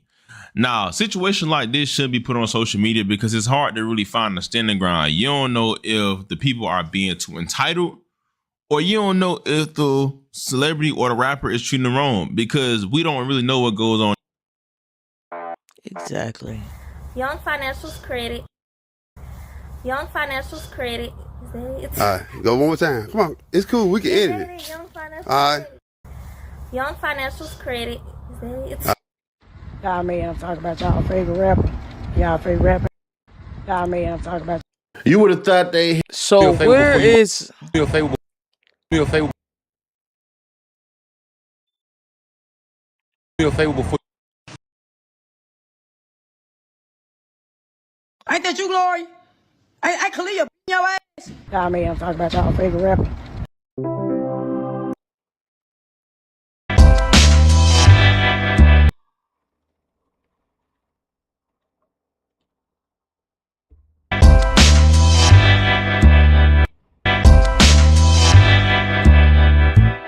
Here responding and trying to defend her reputation after a video of her getting by a dude has gone viral. Even Finesse reposted the video. And in her defense, she says this is a grown man she was fighting, and taking her height into consideration, she believed the internet is being a little too harsh. What's his name? Girl, that is in jail. And not because of me, because his junk tried to steal somebody's car. He been in jail for 2 years now. About 2 years now. And he went to jail a month after that situation happened. And his nasty, saggy body mammy needs to stop. Whoa! Why all of a sudden y'all posting that video? It should happen 2 years ago. 2 years ago. That is the same way you just posted the video of your sister fighting, saying she was getting her ass whooped by Kalia or whatever her name is.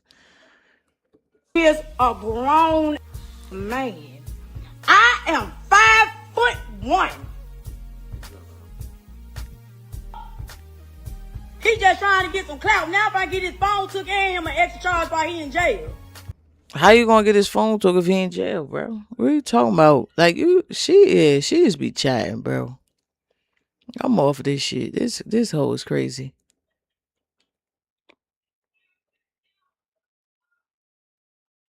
Like she just chatting, y'all. I can't take it no more. I'm sick of listening to her. If I'm being honest. Damn, who got shot 3 times? What's up, YouTube? It's your boy Corey, and I'm back with another video for you guys today. And today, man, hey, this ain't no like regular video on some shit. Know what I mean? Like this just me coming to y'all, telling y'all what happened, cause I don't think y'all know. Like recently, maybe like 2-3 weeks ago, I had got shot, and a lot of people been wondering, like, dang, like what happened? Like, you like, are you still alive? People thought I died. People.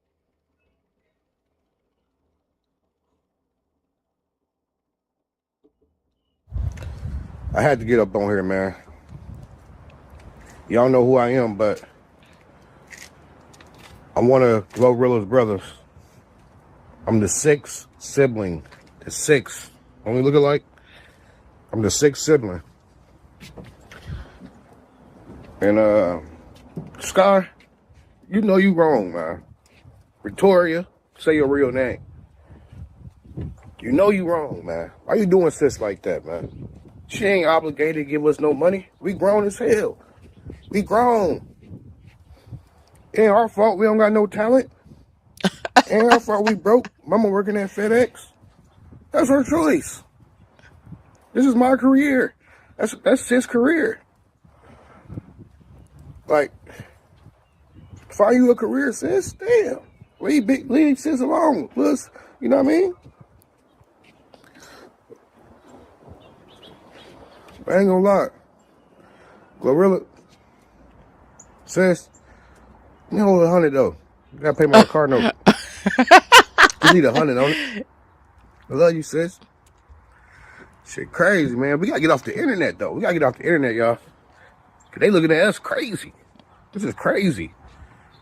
Part 2 coming soon. He said, I'm about to get rich. Can't believe this, man. I'm about to, yo. Hey, man. As y'all know, I'm Glorilla's 6th sibling.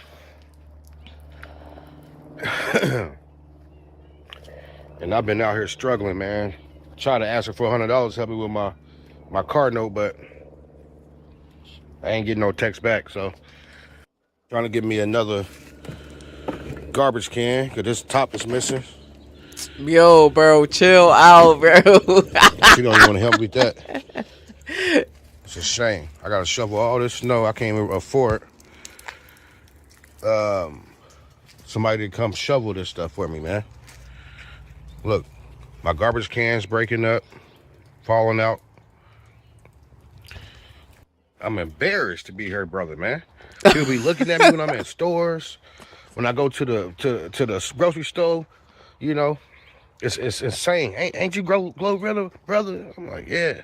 You see, we look like man, bro. But I'm coming in there with a pocket full of change, trying to buy something, purchase something at the store, and they looking at me like, you got a rich sister. She don't see it that way, obviously. I'm scraping up change.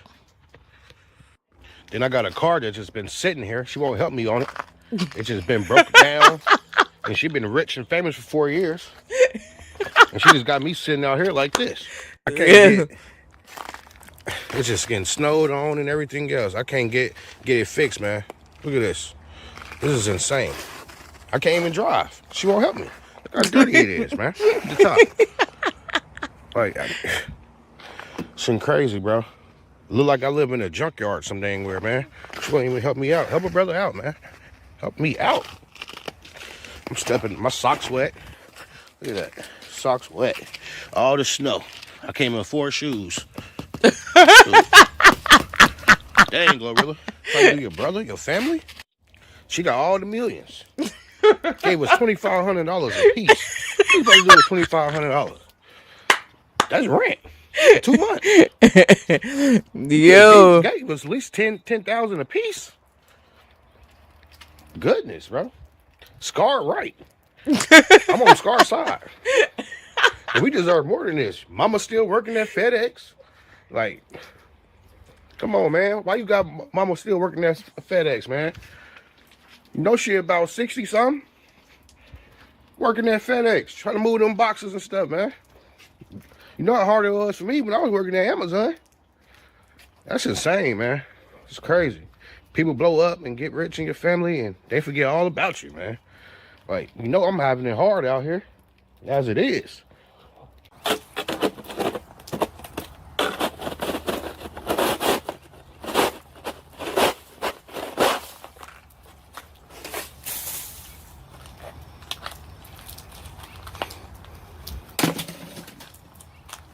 Forget that show, man. It's hard to shovel it. I can't do nothing with that snow. Is that my roof? My gutter leaking? Look, gutter's leaking from the roof. That's insane, bro. That's insane. And I got a rich sister. They won't even help me with my leaks. You bought daddy a Jaguar. He don't do nothing for us. Would you buy him a car?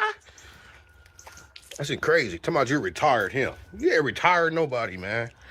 He's still living with rats and roaches, just like the rest of us, man. We all living with rats and roaches. Come on, man. This is stressful. Help us out, Glow. Help us out, Glow. Glorilla. Yeah, Glow. Hey, yeah, Glow. Hey, she's steady dropping hits. Hit songs, just dropping hits. And I'm in here dropping noodles in hot boiled water, trying to survive. Yeah. I'm stressed out. I'm just stressed out, y'all. Can't barbecue. Look at it. Got an onion on here. Need a whole new grill, man. It's falling apart, man. Falling apart. She bought me that grill right here. What the hell am I supposed to do with that? Go camping? Then I have to buy this, man. Because she want to give me this one. No, I can't do nothing with that. I need a smoker. And she know I like the barbecue, bro. Like, that's the thing. Then I bought some dogs so I can try to mate them so I can get some money, man. I'm broke, poor. This is my female. It's my female. Blue. You know what I'm saying? Like, they got their own room. That's 10. 10 the man. I mean, that's all I could afford. A little chihuahua. And a pet. Pet was free. So, I don't know. Maybe I can make some money from some puppies or something. My man, Glorilla ain't giving us nothing, bro. I don't know what we did to her. Don't make sense, man. How you do that to your own brother? I'm the sixth child, the sixth sibling, man. The sixth one. I'm the sixth sibling, man. Razor. My name is Razor. Ask her about me. I used to give her all my little fruit snacks, all that stuff, bro, when we was kids, man. She used to tell on everybody, you know what I'm saying? But we never tell on her when she peed the bed. We never say nothing to her when she peed the bed. We didn't tell mama that. She's mad at us for. You pissed in the bed, not us.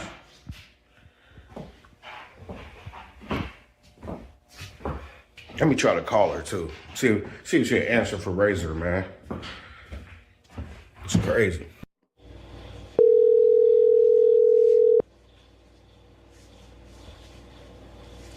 Your call has been forwarded to an automatic voice message system. 0. Well, I tell you, straight to the voicemail. Don't even, she don't even pick up. It's crazy, bro. How you do that to your Razor, man? We was the closest ones when we was kids, man. Got me walking in circles around the house, man, because I'm irritated.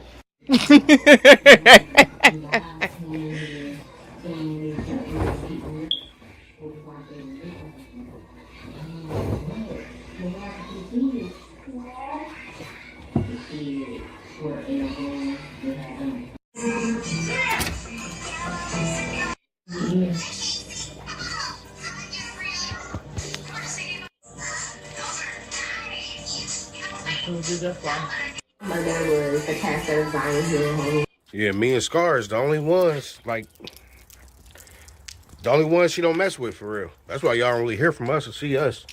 She don't really mess with us, you know what I'm saying? I ain't did nothing to her, you know? But I'm just putting it out there now.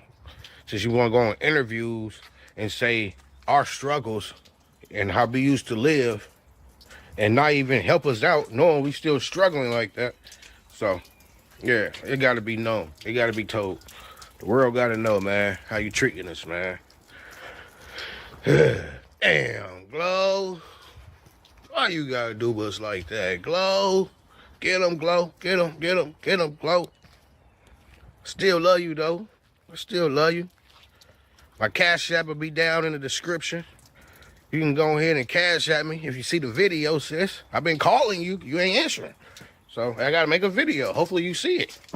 You know, Cash App in the description. You know, in the bio, all that. Cash App your brother, man. $20. $20 ain't gonna hurt. Give me a little couple of items, you know what I'm saying? Or go give me some food. I'm hungry. I'm starving, Glow. Starving. Says, come on now. Don't treat me like that. It's your boy Razor. I'm out. Oh yeah, one more thing. Finesse 2 times. You come at my sister again, Scar, I'm on your ass.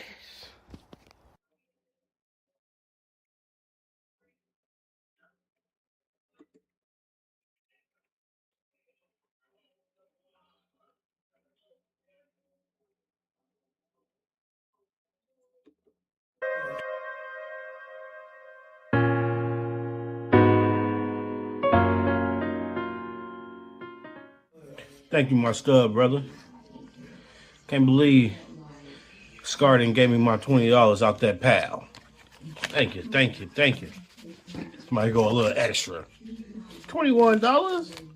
That'll do a little bit on my car note. I appreciate that.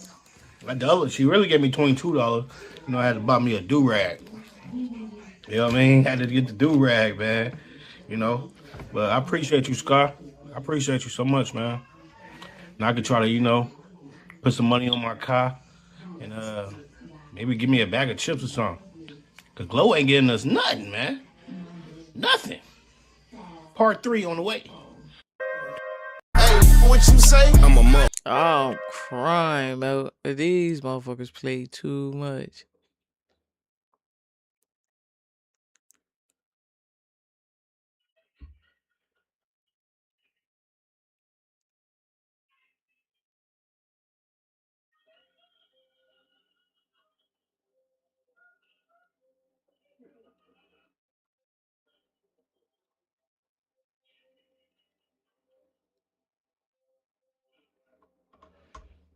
All right, let's subscribe to Big More. I'm going to do one of them. All right, y'all. This is wrapping. We wrapping this shit up, man. This was just my first day back. I had to reintroduce myself. We about to get back on this shit. Regular scheduled program Monday through Friday. What I do 6 p.m. I think. Monday through Friday, 6 p.m. We back to our regular schedule, man. We about to get back on this shit. Get this shit back going. I hope y'all enjoyed hanging with me for a little bit. Because, that's all I come on here to do. I come on here to hang with my people. You know what I'm saying? So I'll catch y'all tomorrow at 6 p.m. All right? My time. 6 p.m. my time, bud. I'll let y'all, man. Y'all can see I'm getting motherfucking arthritis in his hand. Look at that. You see the lump? That's crazy. Look at that. Damn. I'm getting older, man. It's all